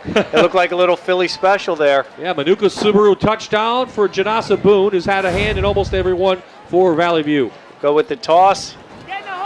And he gets whacked a little bit at the line of scrimmage and is able to catch it, and with his athleticism, he avoids Tegan Wilk. And that's Kudrich who threw the ball. Give props to him. Well, he was a very promising quarterback as a freshman, and didn't play for I think the last 2 years. He's a basketball player, so he came back out and he's happy to be part of the team. And he's a pretty good receiver from everything I've been told. Well, he throw the ball pretty well too. Picks up a touchdown. Well, he was a big kid when he was in 8th grade, and they thought he's going to be Valley View's next big quarterback. Oh, guess what? Another flag. Kick was good. It was good? Yeah, it was good. 25 seconds left. Flag came in.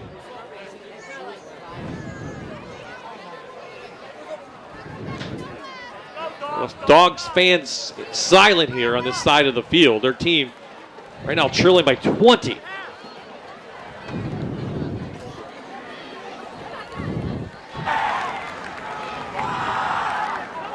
Personal foul, running into the center, right here on the defense. He can't hit the center. Can't hit the center. Thank you, Coach. So let's see it again. Oh, this is the touchdown.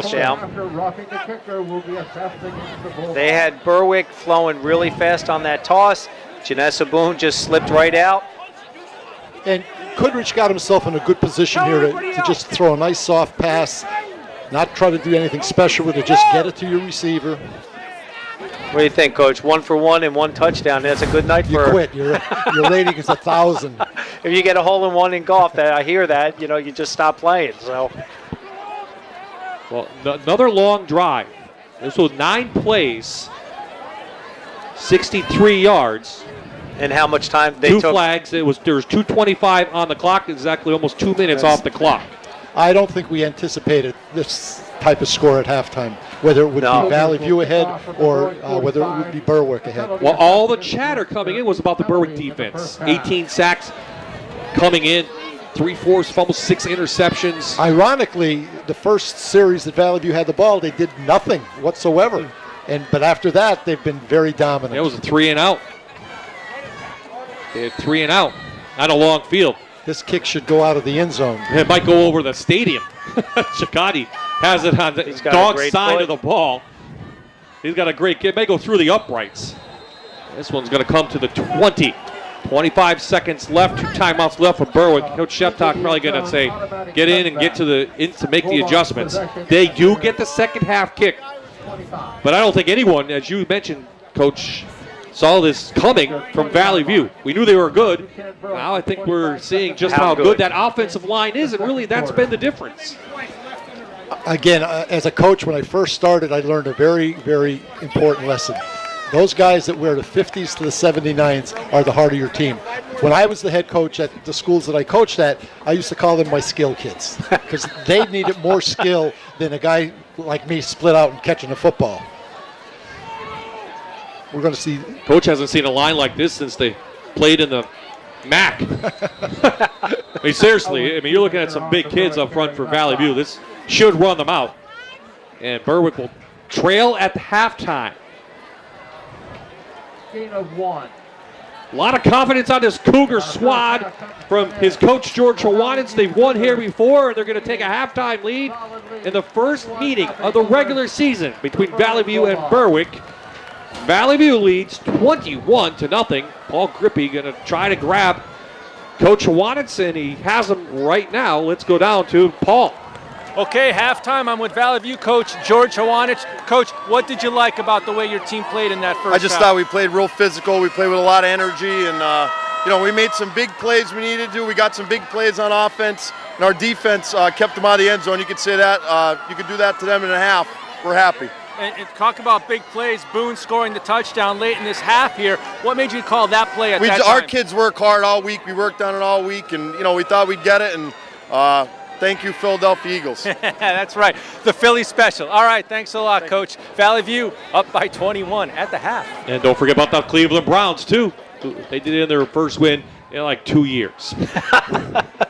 So a little bit of a stunner here, but Valley View is putting it on the Berwick Bulldogs. They lead 21-0. Paul Grippy will be back at halftime, and then the three of us will break this down. What do we call this? The Cougar Classic or something? The Cougar Special. Valley View up at halftime.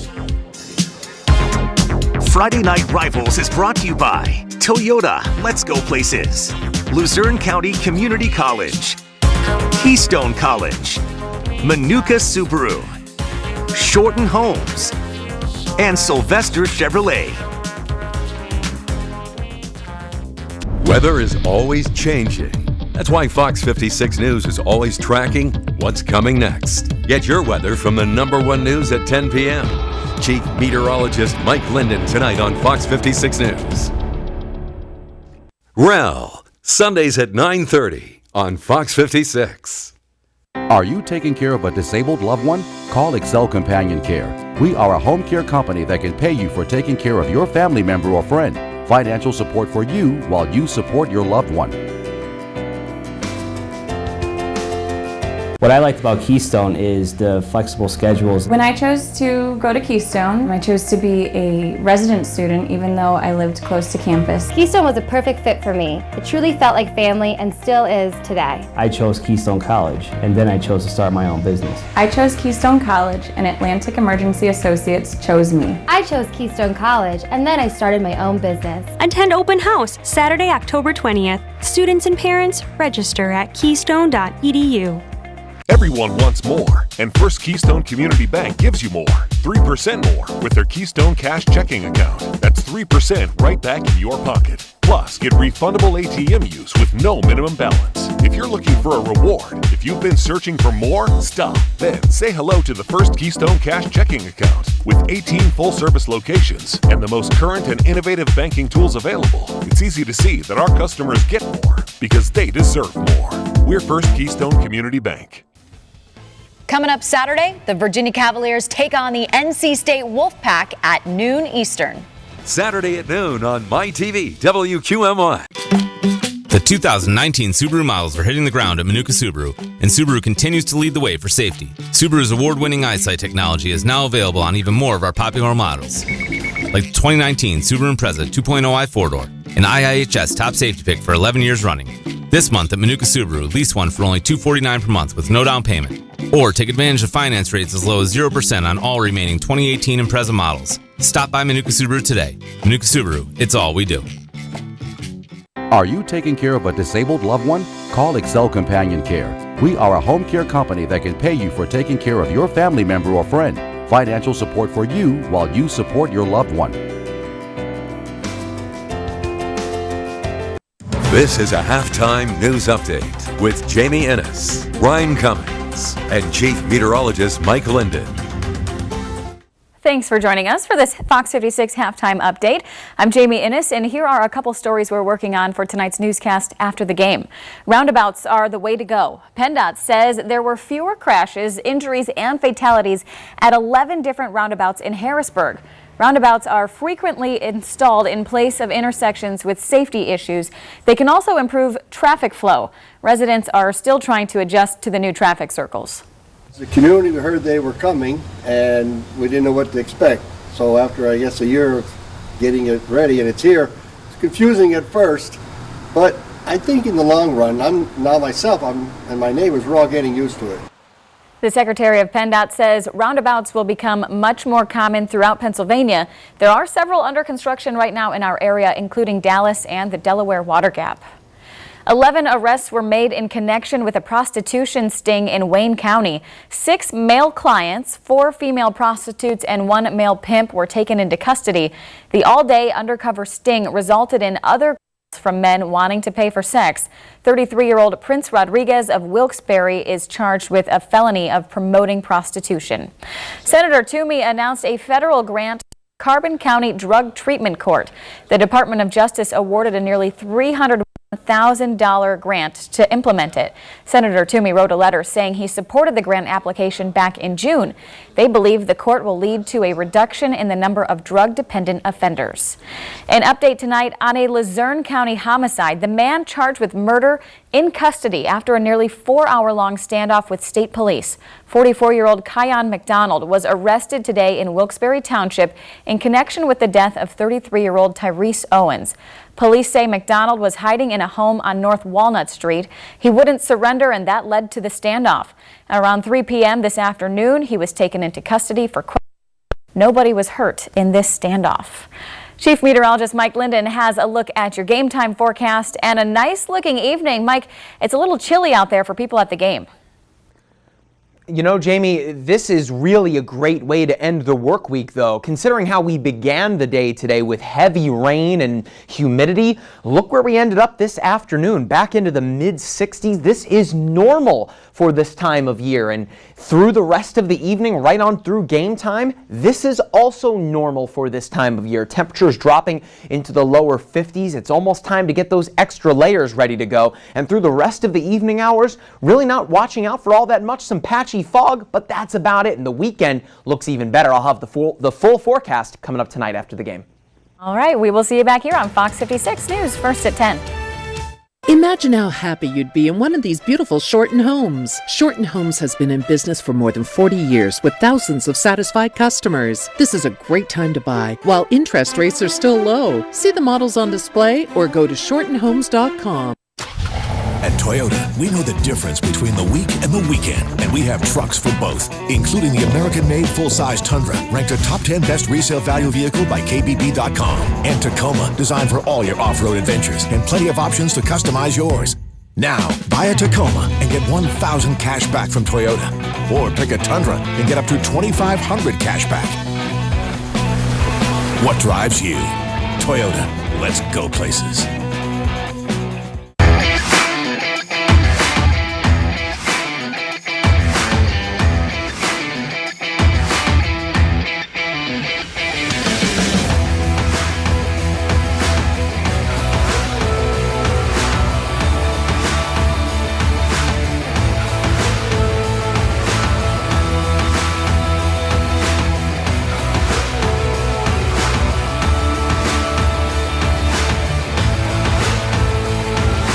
Everyone wants more, and First Keystone Community Bank gives you more. 3% more with their Keystone Cash checking account. That's 3% right back in your pocket. Plus, get refundable ATM use with no minimum balance. If you're looking for a reward, if you've been searching for more, stop. Then say hello to the First Keystone Cash checking account. With 18 full-service locations and the most current and innovative banking tools available, it's easy to see that our customers get more because they deserve more.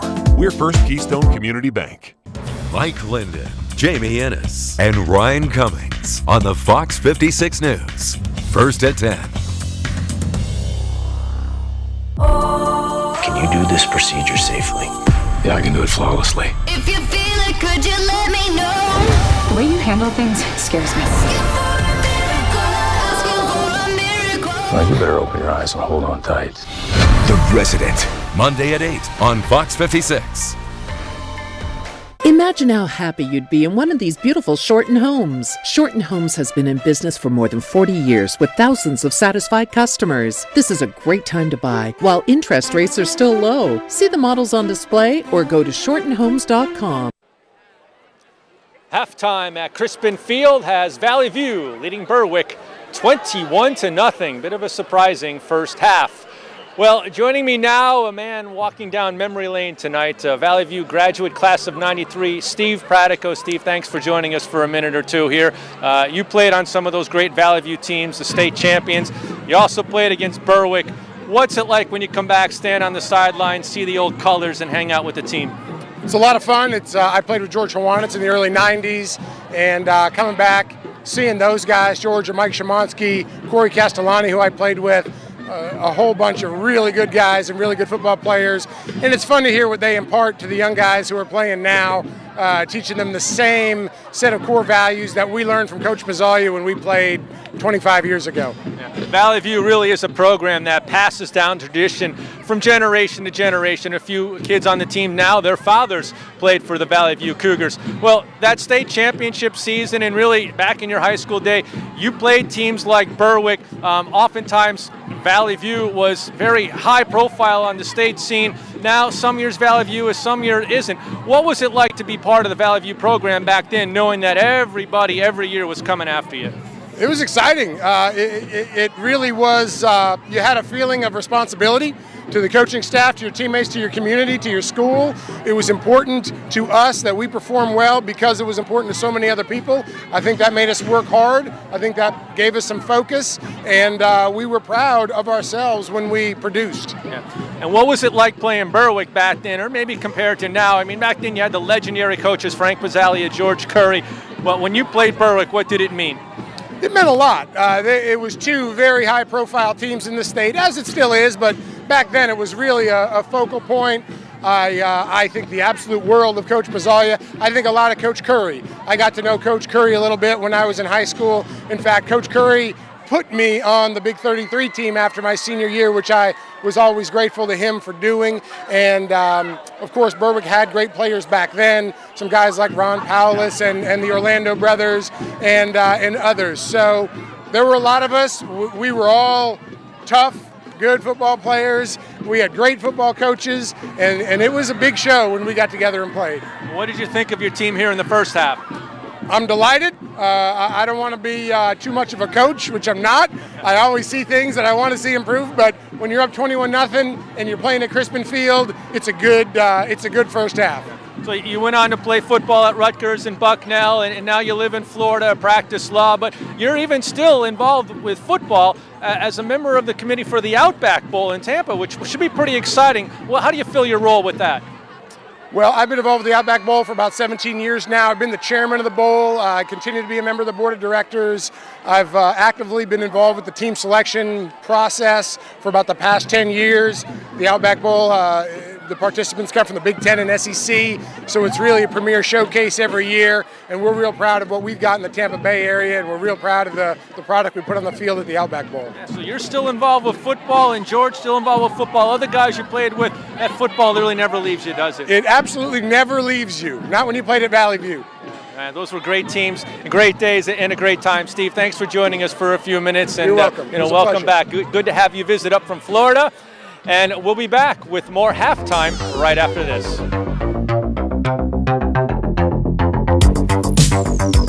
Schools, foster homes, and juvenile facilities are responsible for the safety and welfare of your child. If your child has been a victim of abuse, don't wait. Call today. At the Anzalone Law Offices, we are proud to be the voice of the abused.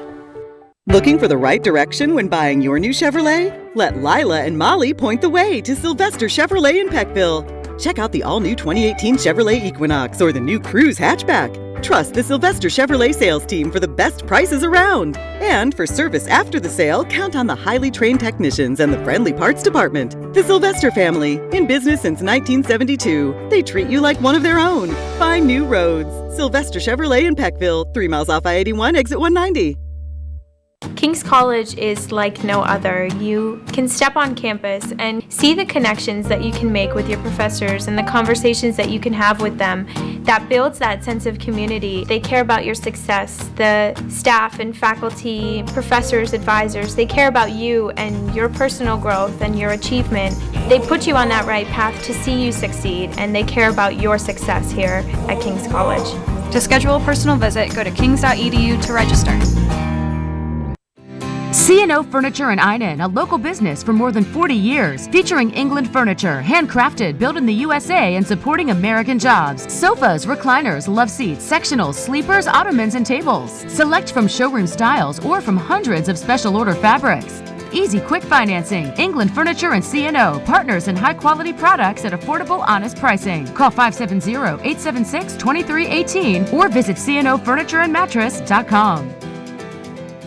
Everyone wants more, and First Keystone Community Bank gives you more. 3% more with their Keystone Cash checking account. That's 3% right back in your pocket. Plus, get refundable ATM use with no minimum balance. If you're looking for a reward, if you've been searching for more, stop. Then say hello to the First Keystone Cash checking account. With 18 full-service locations and the most current and innovative banking tools available, it's easy to see that our customers get more because they deserve more.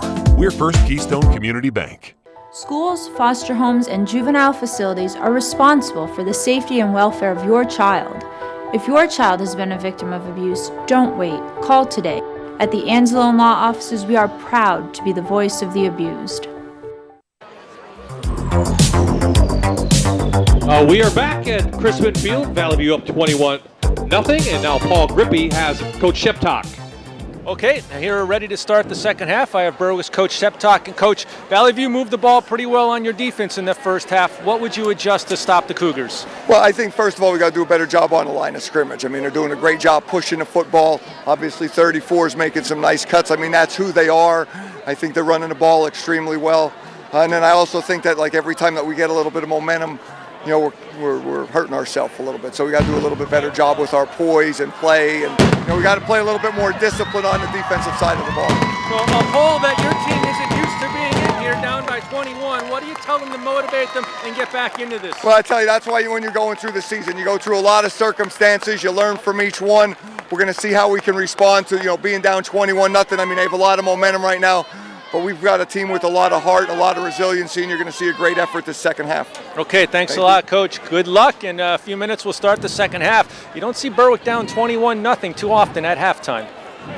Especially here at Crispin Field. So before we dive into some analysis, let's check out the first half highlights, guys. Valley View with some nice drives early on, and with a lot of the work from Janessa Boone through the air and on the ground. And that was a heck of a hit, a great pass by Janessa, great reception, and again, they come right back. You have to appreciate his presence, whether it's as a drop back passer or if he's in the gun.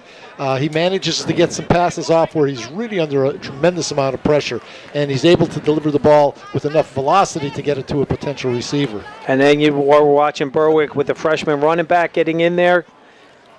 Janessa Boone coming back again. There you see that great pocket presence and great blocking by the part of the offensive line. Well, Berwick tried to do some damage on the ground. This is one of their bigger plays of the half. That is the freshman Mason. Yeah, but the defense back. held. And there's Tegan Wilk on a carry and around. Berwick only had the ball inside the 20 of Valley View one time. And there we saw Owen Shoemaker had a nice first half, 8 carries, 55 yards. But kind of Berwick held him in, Valley View held him in check. And here Boone again with his legs and arm. He has a great presence. Stan, you said that he is a very good basketball player, but he wrestles. From what I've been told, he's and he's a receiver now. Somebody told me earlier in the week that he's the best basketball player in the school, but he wrestles.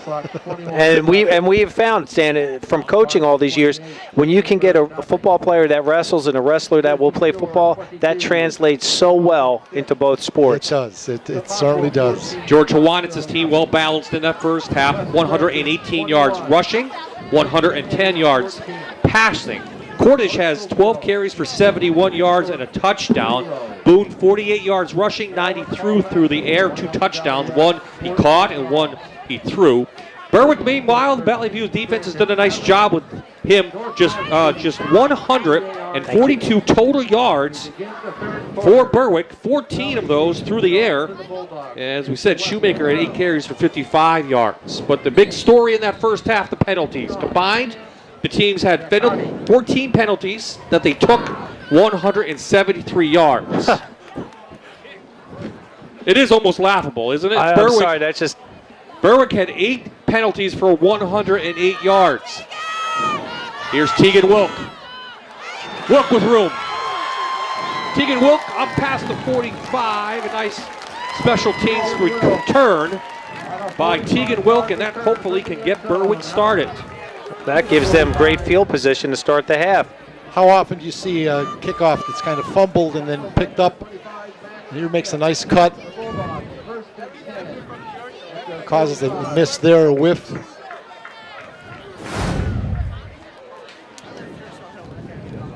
Oh, Wilk shaken up a little bit. They help him up. He's on the sidelines now. We'll check on that. He's on the bench being checked by the trainer. So Alex Force back out. Didn't have a good first half through the air.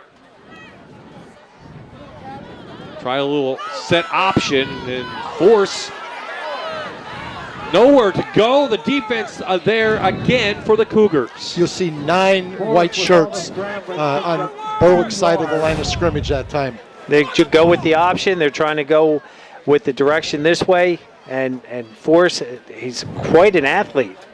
But there's just nothing there. And Stan, like you said, it's kind of tough to run when there's 8, 9 white jerseys coming at you. Well, his nickname is the Cat, and right now the Cougars taking their shot at the Cat. And there is Tegan Wilk. That'll be a big loss for him and for Berwick.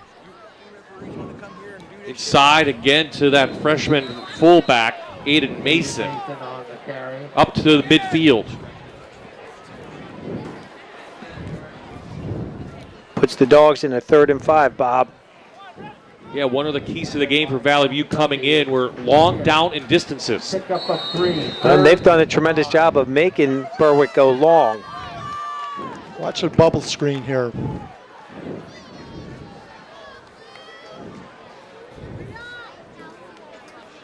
Coach Sheptock now changing the play from the sidelines. 10 seconds on the play clock. Force with pressure. Goes over the middle, a low pass, but it's grabbed. Good catch again by Blake Maurer, the sophomore.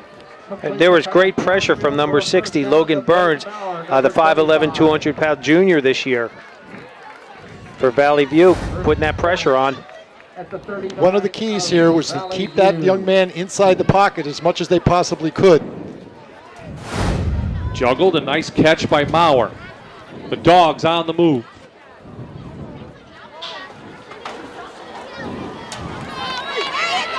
Inside to Mason. Nice gain there of 7.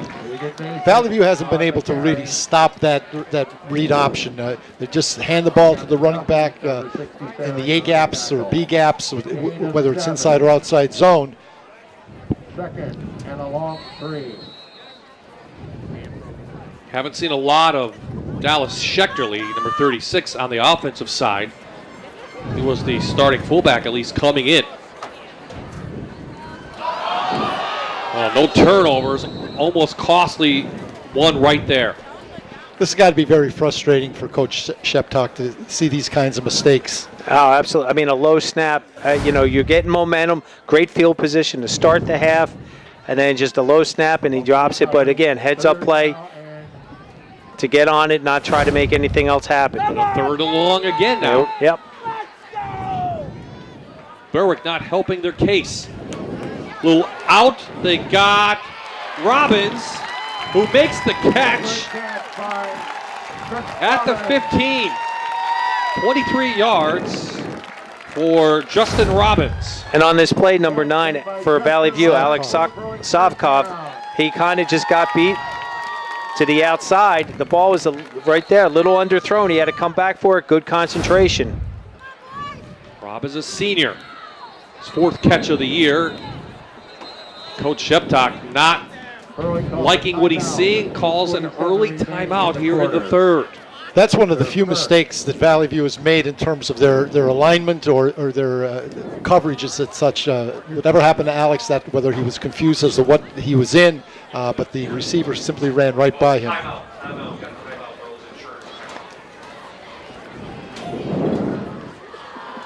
The Rose Insurance timeout on the field, called by Berwick, their first of the half. Clarkey's Billiards has a new location now on Providence Road in Scranton, across from Memorial Stadium. Clarkey's is open 7 days a week and offers free pool lessons from the area's premier billiards professional, Kevin Clark. Enjoy a family-friendly atmosphere and free pool cues and free music on Fridays. Clarkey's Billiards, 850 Providence Road, Scranton. Stan, did you see anything why Coach Sheptock would have called that timeout? No, I didn't. I was watching Valley View's defensive alignment, so I really missed what the Bulldogs were trying to do. Obviously, it was something that Coach Sheptock didn't like. He didn't like it, and especially he down it. here inside the 20-yard line, you don't want to be misaligned or. Berwick needs to come up with some kind of points. They're inside the Manuka Subaru red zone. We're going to cut into the Cougar lead. Force is going to keep it. Gets to the outside and is knocked out of bounds by number 9, Zafkov. He's just outside the 10. You've got to play your gap responsibility on these plays. This zone read is difficult, and somebody has to set that edge so that when the quarterback does keep it, somebody's going to be there. Valley View was in a cover 2 shell that time, and with the motion, he dropped it back, and that set that up for Force to run that in there. Shoemaker puts his head down inside the 10 near a first down. One thing that cost Berwick last week, Stan, was fumbles. 9 of them? They had 9. They had 9 fumbles. They lost, 5 of them in that game? So they've fumbled the ball 13 times this year as Berwick. Which is unusual. And to win a game after 9 turnovers does say a lot about Coach Sheptock, and he talked about the resiliency of his Bulldog team. They don't need a fumble here. Shoemaker to the 5. They'll pick up a first down. It'll be first and goal for the Bulldogs. Tackle by number 20. Right there. And it is a Berwick first down. This drive started to begin this half at their own 45 and done a nice job mixing it up.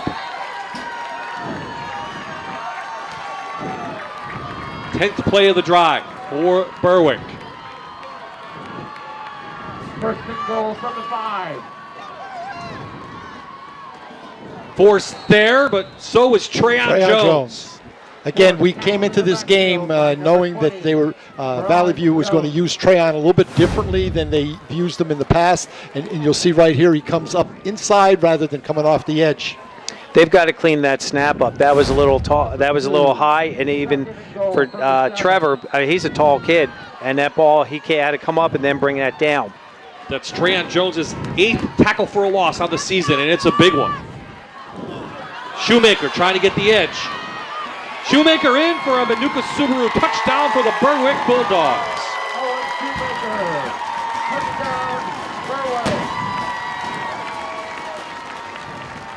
On that play, Owen Shoemaker was looking to go inside, and he just kept going to the outside. He's looking. Great block out there. Down in the red zone like that, the defenders, they cannot catch blocks. They've got to try to get upfield and force him to bounce or just try to get to the ball carrier. Get that man off of you, right? If they're catching blockers, it's going to result in a touchdown as it did.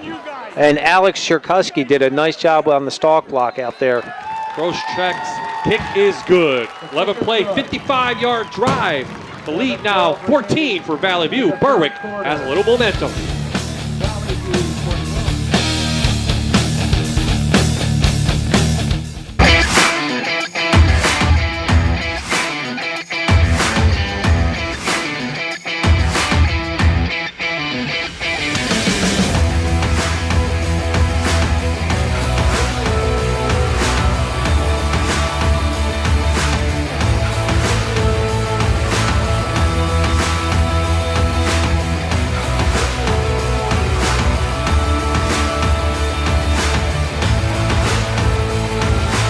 Looking for the right direction when buying your new Chevrolet? Let Lila and Molly point the way to Sylvester Chevrolet in Peckville.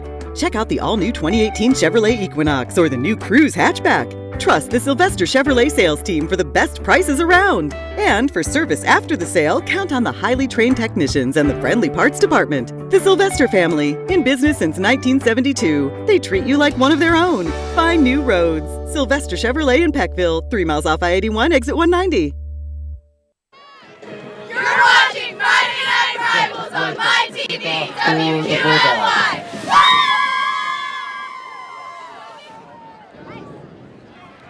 We're back at Crispin Field. The Bulldogs put a nice drive together to begin the second half.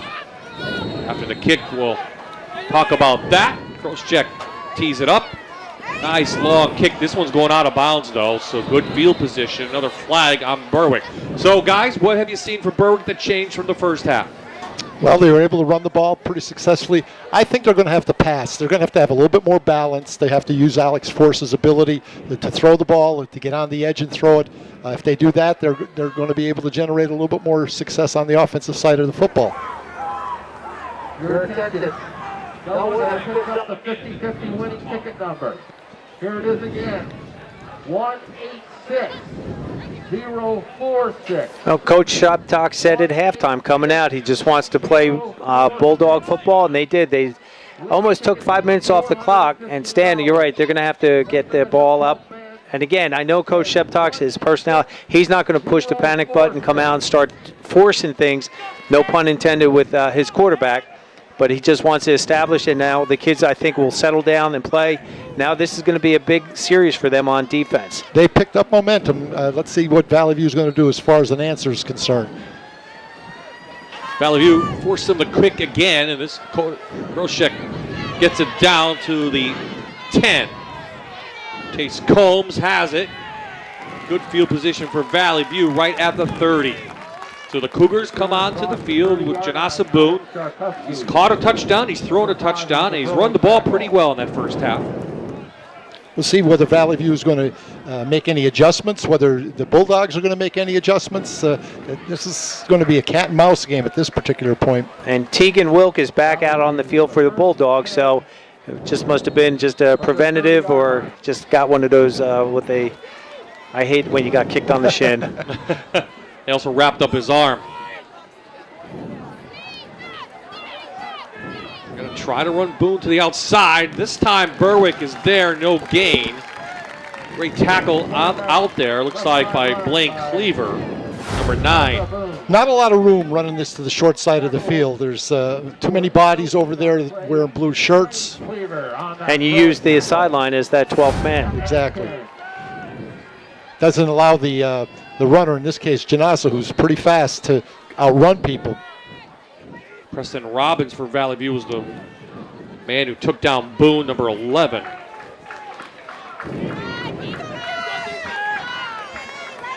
About a yard gain, that's about all.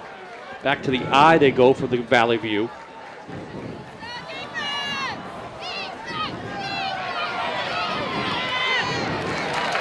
Cordish. Just to get 2 was tough. Third down and long. That just as easily could have been a 4-yard loss. He was in the backfield, and there was a defender that had penetrated, and he managed to make a move and get back a little bit beyond the line of scrimmage. With the way that Coach plays that Virginia Tech defense, you saw on that one, that defensive line, they got the push they wanted. And like you said, they had them for a 4-yard loss. They just let those guys come off the football. I'm not sure they've got gap responsibilities as much as they want to disrupt the offensive blocking pattern. Big down for Berwick. Here they come off the edge. Get out quick to Cordish, but the Berwick defense is there. Valley View will be forced to punt. Going back into the short side of the field again is you're reducing your chances for cutbacks and things like that to some degree. Remember, the flow of the defense is coming from left to right, and that's where the pass went. And you have a right-handed quarterback throwing left. You feel the momentum shifting a little bit towards the Bulldogs. Can Valley View hold up? Gonna punt now. Big rush, and they almost got it. Fair catch called at the 37.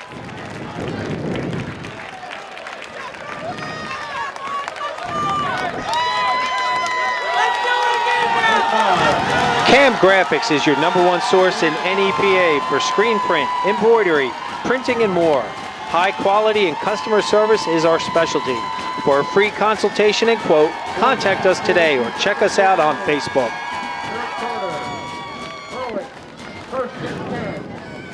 Fans of Berwick trying to get their team motivated. Down 14 now. They've come out, done the job on offense, done the job on defense. Can they keep it going now? Well, I said earlier that was going to be a key stop for them on defense. They get the ball back in decent field position. Shoemaker really nowhere to go. A little bit bigger push. They still can't get him down. It should have been a yard or 2, turned into 5. Coach, you always talk about the yards after a catch. How about the yards after contact? Initial hit, yep. Yeah, initial hit. And we have a Berwick. Oh. That's Shoemaker? I think that is Mr. Shoemaker. He was trying to stretch for everything, and then everyone just pounded on him. They held his leg down.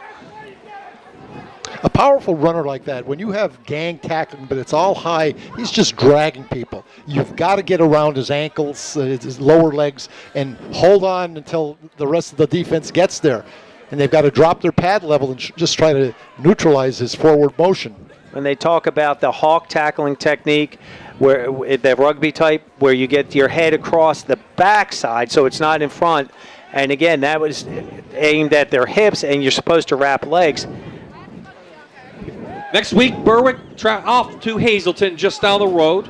That'll be a tough game against a 6A team. They have Crestwood. Then that big game again right here at Dallas, or right here at Berwick against Dallas, and they have Coughlin to end the season. So winnable games in there. Tough one with Dallas, but they have to get by Valley View first. I don't think they're thinking about any other game right now, and this is unfortunate because Berwick has a little bit of momentum, and now with their best running back on the ground right now, well, they have that freshman next man up mentality, so I'm sure they'll be ready to roll. Next week, our crew will be up Lackawanna Trail, Lackawanna Football Conference, Class A football. Old Forge comes to town. Old Forge losing to Dunmore tonight, right? And Lackawanna Trail, they were winning their game, so maybe that'll be a big game up there. next week right here on my TV. But first things first, have to get through this one. Number 2 in the state versus number 1, according to the Pennsylvania Football News. It's lived up to its hype, but not maybe some people surprised the way Valley View has played. Absolutely. The rankings are kind of subjective. The people who make these. Yes, go ahead, Stan. What about the rankings? Go ahead, Stan. The rankings are kind of, they're not very scientific.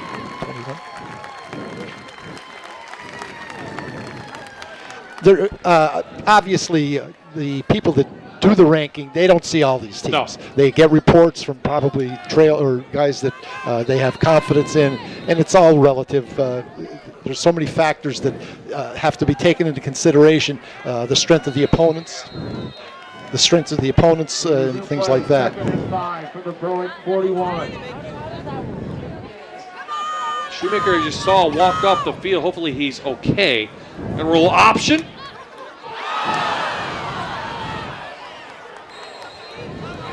Try the option to the outside. Now it's just a miscommunication on that option right there. I mean, he's just coming across. He did his job reading that fullback, pulls, comes down the line of scrimmage, and it was just above his head. Well, we see a flag down. It's going to go against Berwick. That's Jaden Duplessis that's on the ground, looks to be injured. We'll shake it up, Cougar, as Coach just mentioned. Holding things up.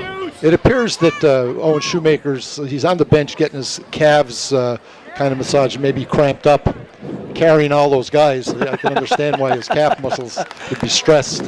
Who knew Cougars weighed so much? They're a big football team. They really are, and they're solid. I'm just amazed anymore at the size of offensive and defensive linemen on a high school level. So on that play, Wilka's out, Shoemaker's out. Somebody's in who really isn't used to getting the ball a lot, and he fumbled. It was Jake Seeley, number 6. Number 6, and he's again, a senior, but again, a guy that's not used to taking the pitch. And if you're not really schooled, how much time did he get at the option today or this week? Not much. Yeah, especially if he's number 3 in the backfield. Yeah. I don't even have any numbers on it. So the penalty, meanwhile, backs Berwick up inside their 25. Was that their 11th penalty for this evening? Yeah, maybe.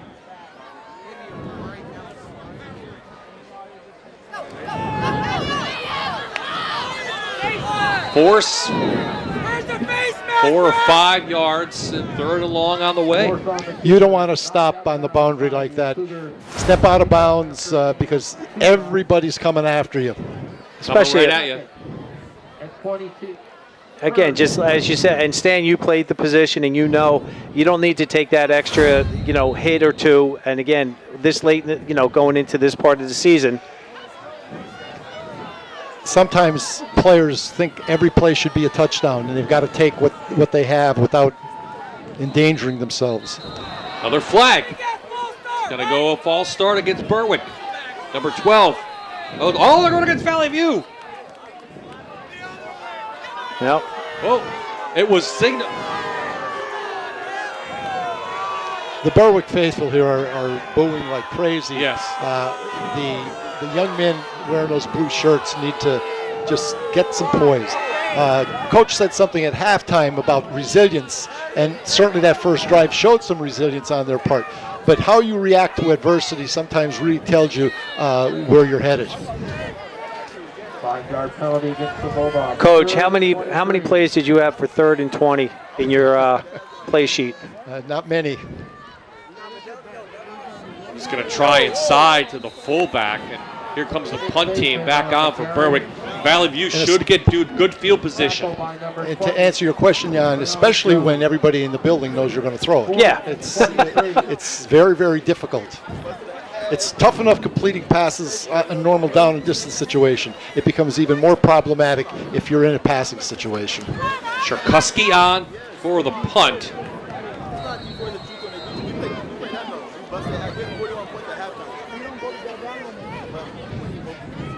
Combs back to receive with Zafkov. Nice high kick. No fair catch. This is Combs. Has a little bit of a seam up the middle. And is just nailed right at the 40. A great burst. Eric Montez on the Berwick tackle. It's the hidden gem for your furniture shopping. C&O Furniture has mattress showroom in Einan, has 28,000 square feet of living room sets, dinettes, recliners, and bedroom suites.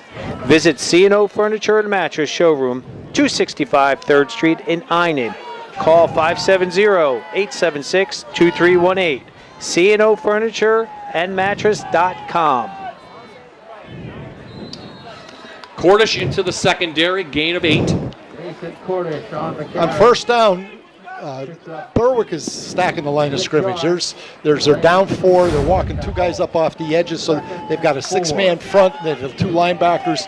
And again, when Valley View's offense is in a tight formation, they've got almost everybody committed to the line of scrimmage. And Cordish, is the way he runs and his vision, he's just picking them apart at this point. Here you see that tight formation again. If Berwick wants to get into it, they have to stop Valley View on this drive. Boone has a first down. He stays in bounds. Gain of 5. 2 minutes to play in the third. I'll give you a play here. If Valley View comes out in that same formation and releases this tight end to the right of the formation, running a corner route or a flag, whatever you want to call it, he'll be wide open. Sebastianelli on that last play, he did a nice job leading for his quarterback. Stan, I was thinking with the power eye, if they went power eye left and they go bootleg right with it because everybody's flowing, and with the way Boone can run. Here you see it.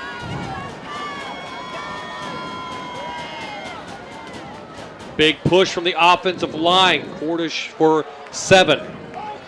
Cordish on the carry. Coach Sheptock's not going to be happy when he watches this tape. No, and on this, his kids are really not disciplined at this particular point. Sebastianelli right there. Yeah, they're just the push in there. That's not what I know. That's not what Coach does, and he's not going to accept that very much. It's frustration. It is. They're 15, 16-year-old kids, and they're facing adversity. Not to make an excuse, but that's the way it is. Power eye again.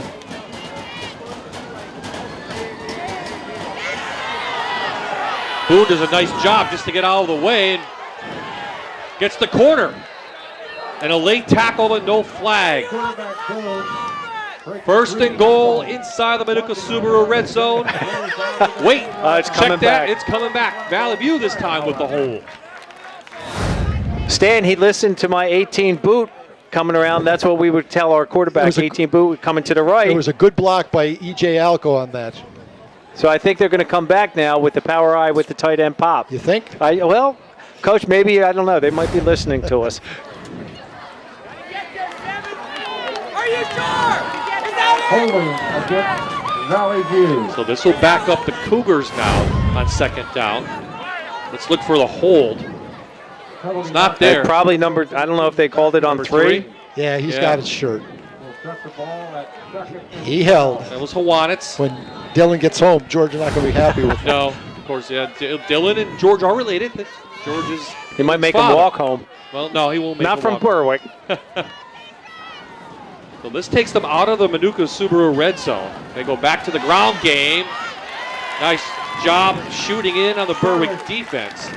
There's number 42. Eric Montez. The junior who came in with 22 tackles, 11 of those for a loss. That's a big one right there. So the Dogs get a break. Now they have 3rd and long. They'll have to run this play. Yep. Here you see the play again by Montez.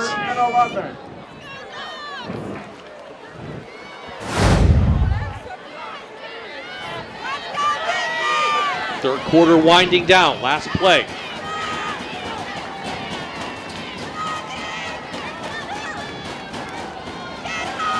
Boone rolling. He's just going to flip it. Nice job. Gets it to Goodrich. Just outside the 11. Makes that to Plessis with the reception. It's a gain of 15, and that's the way. Nope, 3 seconds left. Should be the last play of the quarter. And they're picking on number 14, Naquan Smith from Berwick. Janasa gets to the edge, and what Duplessis does here is he comes back to the football. That's a great characteristic. I know these guys are well coached by Corey Mitchko, who played at Valley View. So Valley View trying to put this one away. We'll find out in the fourth. Friday Night Rivals is brought to you by Toyota, Let's Go Places, Luzerne County Community College, Keystone College, Manuka Subaru, Shorten Homes, and Sylvester Chevrolet.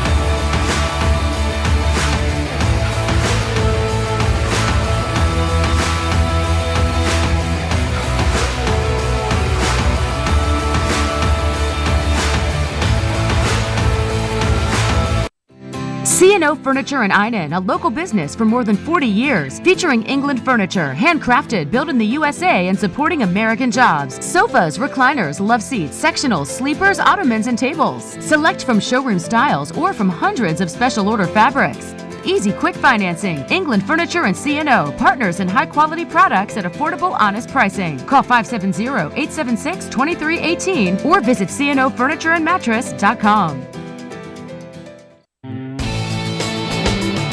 We're back to begin the fourth quarter. Cornish with the 11-yard touchdown for Berwick.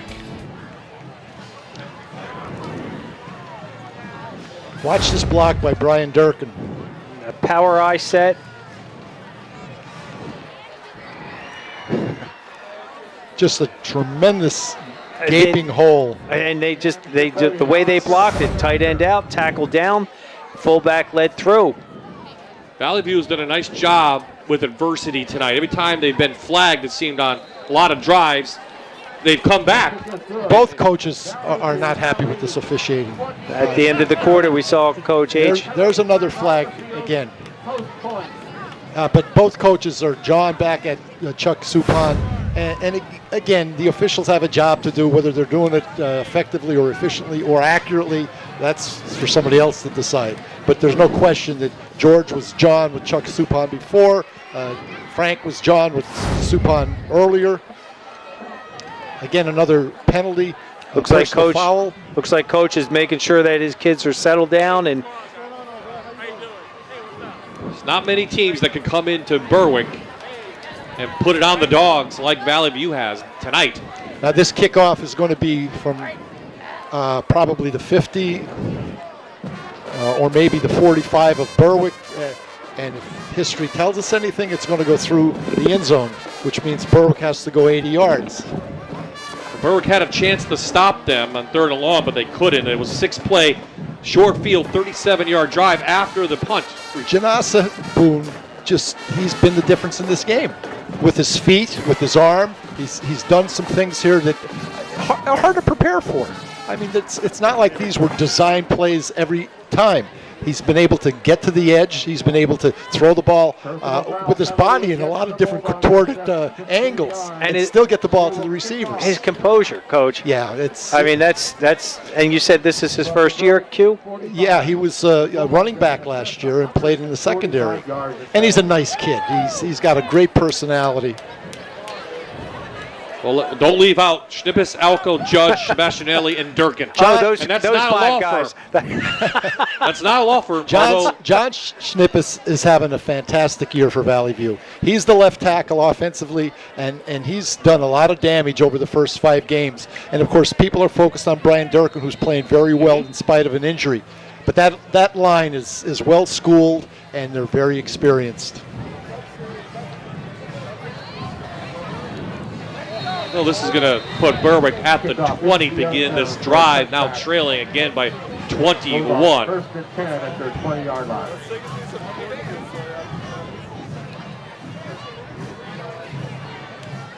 Clarkie's Billiards has a new location, now on Providence Road in Scranton, across from Memorial Stadium. Clarkie's is open 7 days a week and offers free pool lessons from the area's premier billiards professional, Kevin Clark. Enjoy a family-friendly atmosphere and free pool cue and free music on Fridays. Clarkie's Billiards, 850 Providence Road in Scranton. Berwick, to say the least, has an uphill battle now. Well, it's good to see Owen Shoemaker back in the lineup. And Tegan Wilk as well. Being 3 scores down. Here's Tegan Wilk. Well, last week, Forrest was forced to throw the ball a lot more than he wanted to. He's going to have to throw the ball now. Against Selinsgrove, he was 10 of 18, 142 yards and 2 touchdowns. So he can throw it. Now Valley View has done some adjustments here. They brought in a couple of additional defensive backs, took out a defensive end and a linebacker. A 3-man front. Well, they said they want to try to contain him. Oh! And wow, did he just Hello. get stuffed? Hello, number 6. Kevin Duffy. You're not going to see that very often if that was Owen Shoemaker going backwards. Great tackle by Duffy. Ooh. Nice job coming off his block. He did. He just beat number 55 to the inside. He didn't get his head across, and that inside just opened up. There's another slant here. Force the outside over to Wilk, and they're going to call that a catch. Valley View doesn't agree. See if they come up quickly to the line of scrimmage. We'll take a look at it. Well, he looked that slant off. There was nothing there, and then he rolls back to his right. Looks like he had his hands under the ball.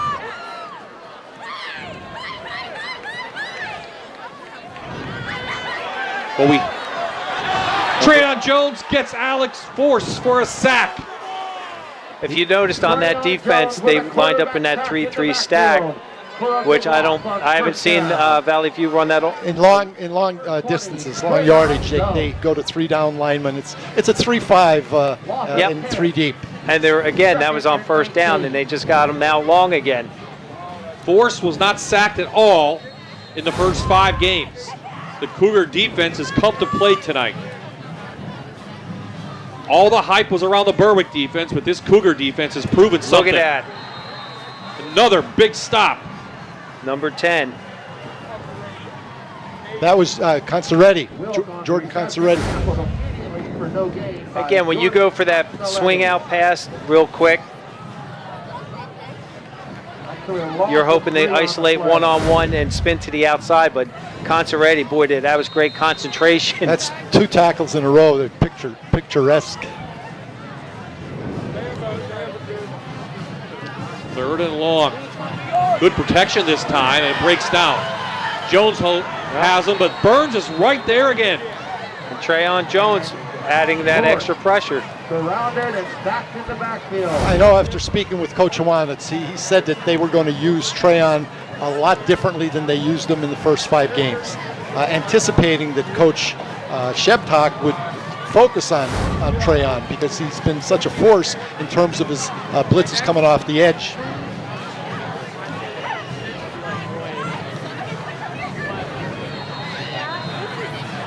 Two sacks on that one, and Valley View now just going to watch that time tick away.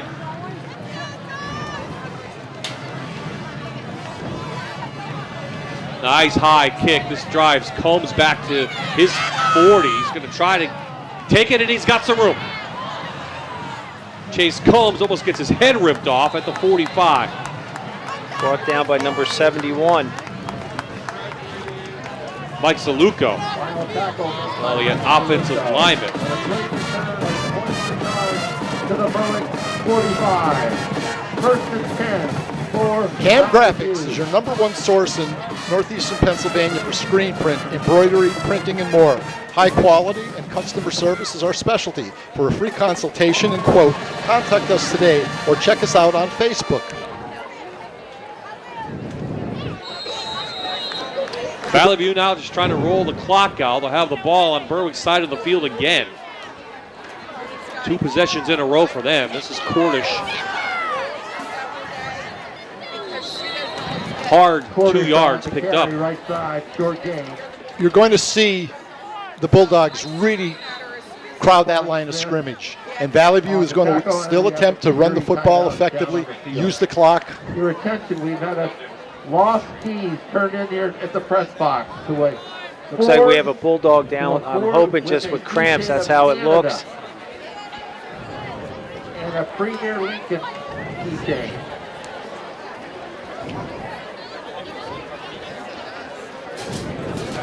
Well, Stan, you have something in common with Coach Sheptock, don't you? You both played for Bloomsburg University. We did. So, of course, our Keystone College trivia question has to revolve around Bloomsburg.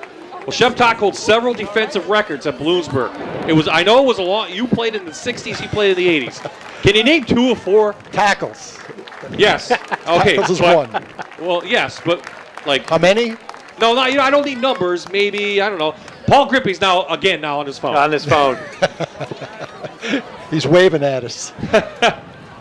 He's waving. No, he doesn't know the answer. The one thing that Coach Sheptock and I have in common at Bloomsburg is we're both in the Hall of Fame. That's true. That's true. Well, we'll get to the trivia answer after a play or two. But surprisingly, he still holds those records for defense. I have one left after 50 years. I did. I saw that one. Cordish there, taken down quickly. 3rd down on the way. Another penalty. Another penalty. This is probably going to be against Valley View. Tackling Cordish on the play after that was 2. Big John Snippus. Snippus out there. He was all the way back in the secondary. Face mask on the Bulldogs. Again, I keep saying they're picking on Naquin Smith out there, and he just, again. Face mask. Look at where that ball was, and look where the penalty occurred. Look at where that tackle was. He's almost 15 yards downfield. What does that tell you about their offensive line? That he went down, and again, the physicalness that he did. He got right into his face, and he just put his hand on his face mask, and you can't do that. Wow. You don't even see him in the picture on the replay because he's the left tackle, and he went all the way down. On that replay, you could see Mason. You could see Mason Cordish really driving ahead, 2 or 3 yards, but he's always going forward. So after the penalty, the ball outside the 25. Boone with room.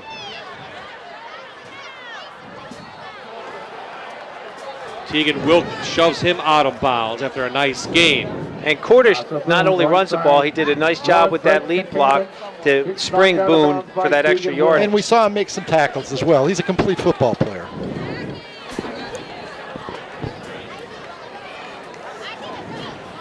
Here's the answer. Defensive records held at Bloomsburg for Coach Sheptock. You got tackles, and there's one other one. So let's go to the answer. Fumble recoveries. Yes, how did you know? I guessed. You guessed. We're going to see the answer. 1 from the Berwick 18. Tackles in the game. Fumble tackles recoveries, in the 12. Oh, wow, I'll tell you. What do I win, Bob? A ride home. Oh, dear God. Cordish into the secondary. Cordish down inside the 10 for Valley View. Well, this game has evolved pretty much as we said in terms of how it was going to be determined, and that is that the guys wearing those numbers up front have dominated for most of this game. They're just wearing down Berwick. And the thing is, I believe every one of the defensive or offensive linemen only go one way.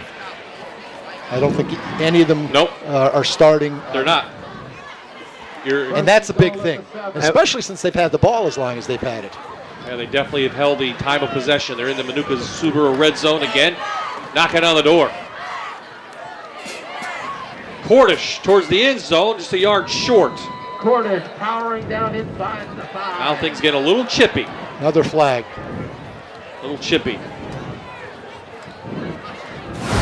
Well, Berwick coming in 5-0. They have a lot of confidence, and I think they're a little shell-shocked. And again, Durkin does a tremendous job. He steps with that left foot, drops the right foot back to influence that defensive end, and he just has his butt in the hole for the running back to go right through there. Personal foul on Valley View. And double foul. Double foul? Yeah. well, offsetting penalties. But it's on the 1 yard line. First and goal. This will send the message across the state, Bob, if you want to take the rankings as serious or having validity. After the run to the 1 yard line.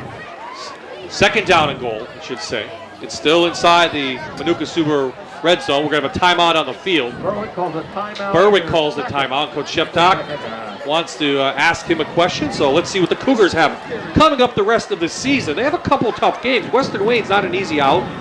Dallas, they're going to Dallas. Scranton a 6-8 game, and then ending that season at North Pocono. North Pocono's on a 4-game winning streak. Anyone? Yeah, Western Wayne. I think I was looking up the score to see. I believe they were only down by 2 points tonight. But again, at Dallas, so they have to come back down to the Valley, as road trip, and then they're back home with Scranton and North Pocono. Now, the 6A team that they had to come against is Scranton, right? Yep. And they only have one win going into tonight's game. And that's going to be a huge difference with the power points. Well, they have teams with winning records the last 3 or 4 games. And they all have winning records except for Scranton. And that adds to the power points as well. Of course, this big win, you expect Berwick to go on a couple more wins.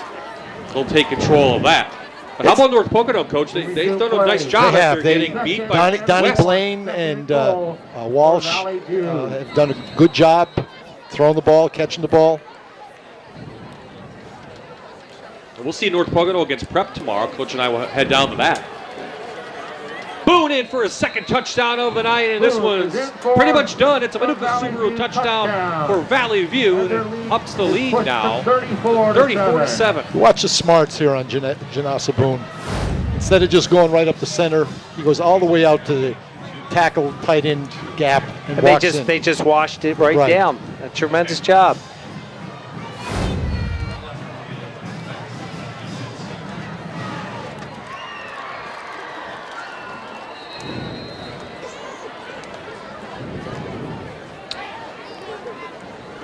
If you told me before this game, or us, I should say, that it would be 34-35-7, that Berwick would only put 7 points up tonight, I think everyone would look at us like we had 6 heads. Well, that's the way it is. And Valley View is on the way to pick up win number 6, cruising over Berwick here in Crispin Field.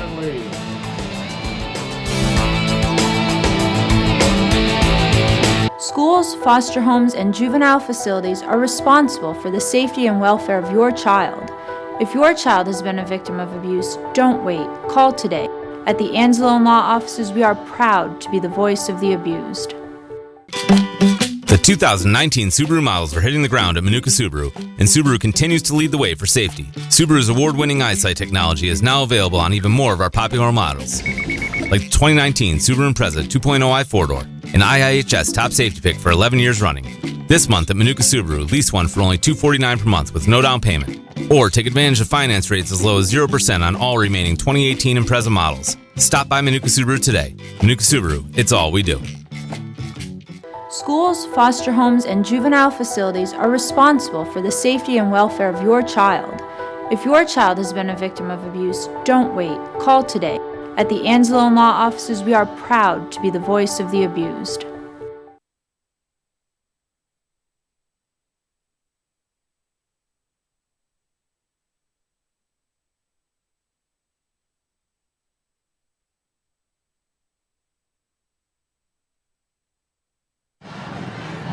Faithful from Valley View who came down the Crispin Field are going to be leaving happy here tonight. 13 up by 28 now late in this game. And does a nice job on the return up to the 35-yard line.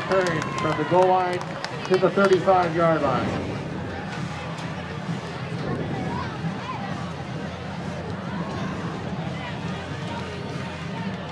Back to work for Berwick this week. Coach Sheptock is going to work them. And, they have a big game against Hazleton. They're not easy. A lot of unforced errors in the form of penalties. I'm not sure how you fix that other than to try to stress that you have to be disciplined. How many personal fouls did they commit? That type of thing. You have to clean that up or it's going to cost you down the road. And to try to keep track of those personal fouls, because if they get a second one, they're ejected for the next game.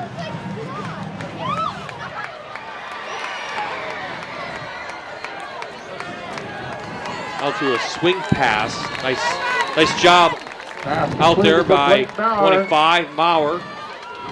Gets outside containment and rolls across the 50-yard line. It's a good ball that time. Stalk block by number 5. Kind of came off early, but then he went on to the inside. And that allowed Blake to get a couple extra yards.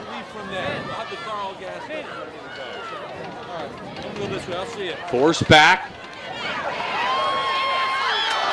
Had a guy up behind Portish, but it was thrown just a little bit too far. That shouldn't happen. At this stage of the game, there should never be a receiver deeper than any of the defensive backs. I don't know what the coverage was. I didn't see the alignment.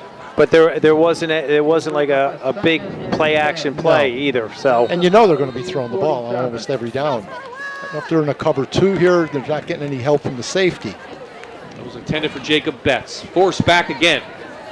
Got a switch route up top. Caught behind the line of scrimmage and again by Jones.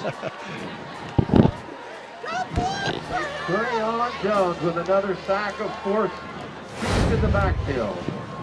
He's literally has been a force, and he's just putting that pressure on, and he's relentless, and he goes down low, Stan. He's wrapping those legs. Yeah, he was the 3rd-string tailback last year for Valley View, and of course he's not getting many touches with Mason Cordish there. But when you have athletes, you got to get them on the field. Yes, you do.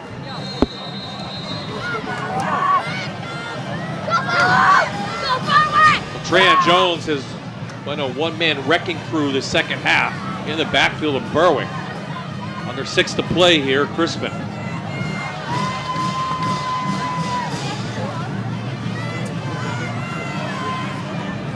Going to give it to Shoemaker for a couple yards. Duffy on the tackle.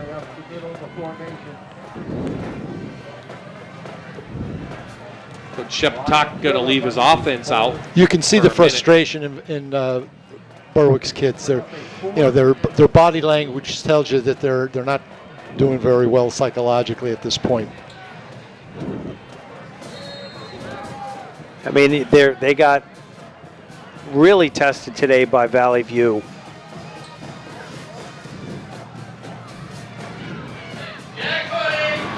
Intercepted. Mark Kudrich. Kudrich on the INT, overthrown by Force. Played a great center field on that. He really did. Used his basketball skills, went up and got the rebound. And on this play, they go with the fake toss to try to get them moving. Force sets up, has time. Heck, we had Kudrich last year in the playoff game, and yeah, he's their best basketball player. Playing a little football now. He was thrilled. I spoke to him back early in the season and talked to him just for a couple minutes, and he was happy to be back on the football field. There was a penalty on Valley View. So this is going to back them up to the 20. Well, we'll see 3 running plays here. 2 timeouts remaining for the Dogs for what it's worth. Is it possible that these 2 teams could meet again? 1st and 10 for Somewhere I think it's very possible. I think Dallas, North Pocono will have something to say about that. Dallas still, controls their own fate. They play both of these teams. And again, with the 8-man or the 8 teams going into the playoffs, you're gonna see both these teams plus Dallas, North Pocono. So I think, Stan, to answer I think they will be seeing each other again.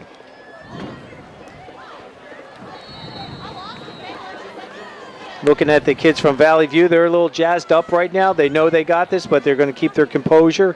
It makes the trip back to Peckville much more pleasant. Well, there's Shanasa Boone. Missed the first game with an injury, but since then has played up to an all-star caliber quarterback position. He's a difference maker. He's a playmaker.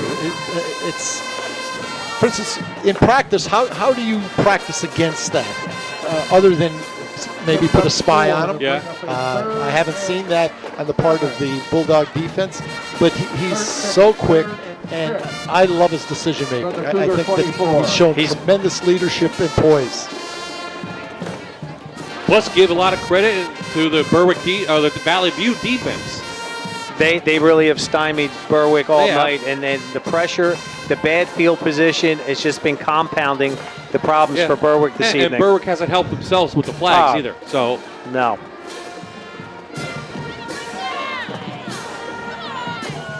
Boone still fighting. Gets a first down, so that will keep the clock rolling here near the 3-minute mark of play. I'm not sure I would want him in the game at this point. I was just going to ask you that, Stan, because we've had this conversation. The game's pretty much put away. Jordan Consaretti can come in. He played in the first game and hand the ball off. Get Janasa off the field.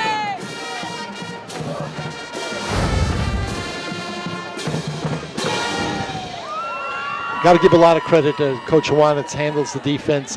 His schemes have been really terrific, going back to the prep game 2 weeks ago and against Honesdale. And a shout out to Scott Wasilchak, who's the play caller for the Cougars. Now, is Scott calling offense or defense? The offense, and George calls George the is defense. calling the D? Yep. Yeah, well, Coach Iwanitz was on the state championship team as the quarterback and then went to Bucknell and played on defense. Right. Well, he played on defense with Valley View as well. Yeah. Oh, absolutely, yeah. Frank Bazzalia was the coach then. George was a running back playing quarterback. He didn't throw the ball very often. No, not at all. They ran the ball pretty well. Coach that year. Bazzalia didn't allow it to be thrown too often. Yep. Coach Iwanitz said he played here. They lost to Valley View in 1991 when he was a junior. 2 minutes to play. Coach Iwanitz's youngest son, Adam. Adam is in 8th grade. He's the quarterback on the freshman team, and he's about 6'5". And really? Yeah, and he's a very good basketball player, and he can throw the ball pretty well. And I said to him, I saw him on the field before the game, and I said to him, we call him Bomber. I said, you throw the ball a lot better than your father. Here's what our Friday Night Rivals crew has in store for the next few weeks before we head into the playoffs. Again, we'll be at Lackawanna Trail next week with Old Forge. That should be a good game. Nanticoke heads to Lakeland. Lewisburg at Central Columbia. Central Columbia tonight was beating Danville. I didn't get a Lewisburg score. And we'll end the year with the rivalry of the Bridge, Wyoming area and Pittston areas. We have a timeout delay of game called against Valley View. And we'll head to the district playoffs in November.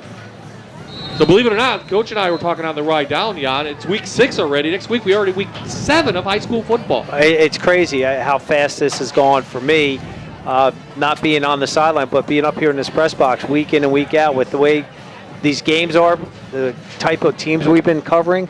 Shout out to the crew. They've done a tremendous job over the last 6 weeks.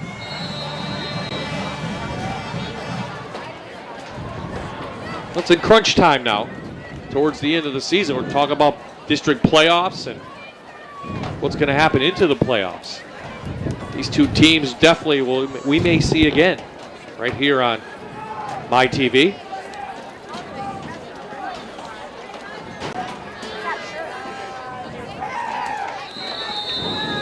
Couple runs now. Zach Manchak, the junior, as they run out the clock. The big confidence booster for the Cougars. Back to work for the Dogs as week 7 of high school football will take place next week. Well,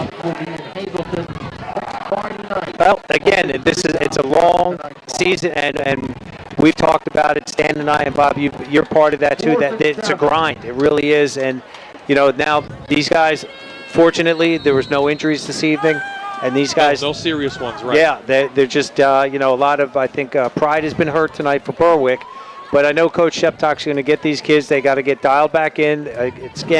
We got a game next week, and that's what he's going to be getting these guys and preaching to them. Don't forget to join us for our vlog each week. It's posted on Thursday on fox56.com and on Facebook. Jan, Stan, and I breaking down some of the big games in our area, including our game of the week and then some teams that we'll see the following week. That's our Friday Night Rivals vlog. at fox56.com on Thursdays. A couple storylines from this one. The play of Boone, the play of the offensive line from Valley View. And penalties would be your headline, or? Well, Coach, one of them. One of them, yeah. Yeah. Coach Sheptock's not, I mean, again, I think we lost count. It was 12. Yeah, and up near 15.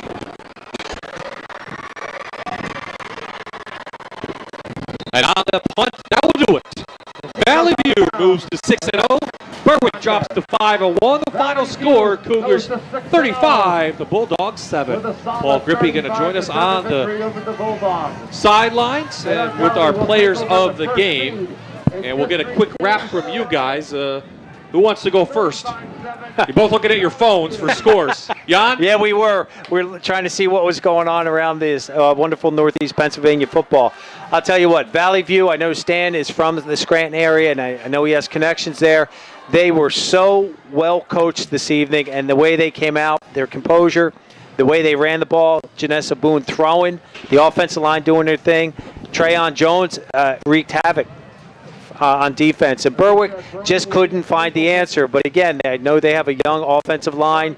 And again, Coach Shep will get these guys going. And congratulations to Valley View. Valley View did a great job tonight of using their athletes. Of course, the top of that list is Janasa Boone, Mason Cordage. Didn't have a game where he was great yardage-wise, but he still did very, very well. Okay, Paul Grippy has our players of the game. First up, that quarterback, Mr. Gould. All right, a very happy quarterback at 6-0.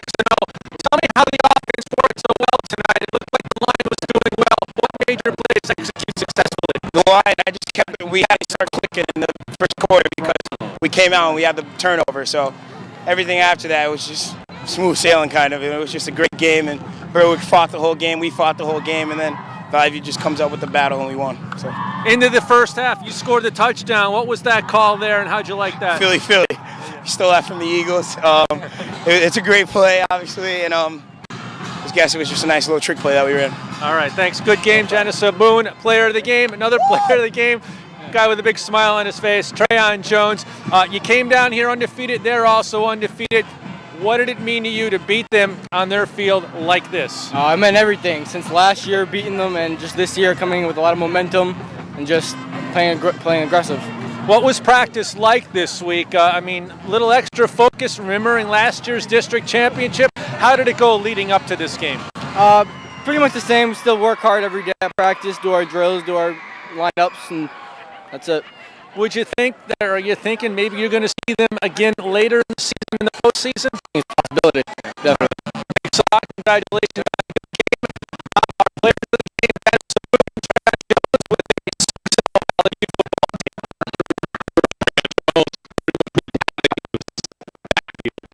Berwick in the second half came up with 3 big sacks. So Coach Juanit's back to work.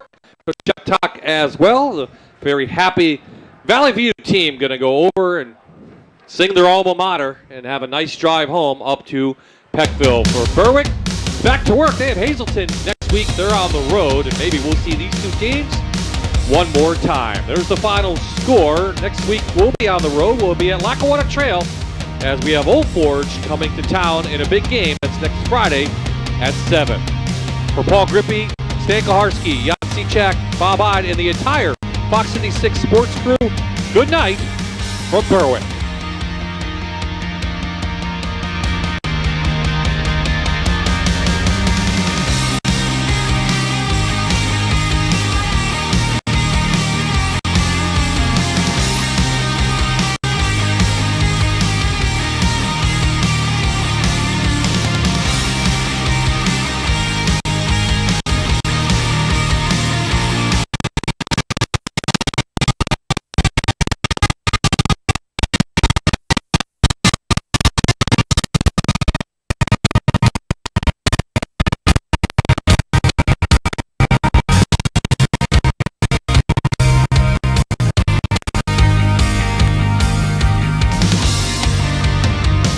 This is Friday Night Rivals on MyTV WQMY.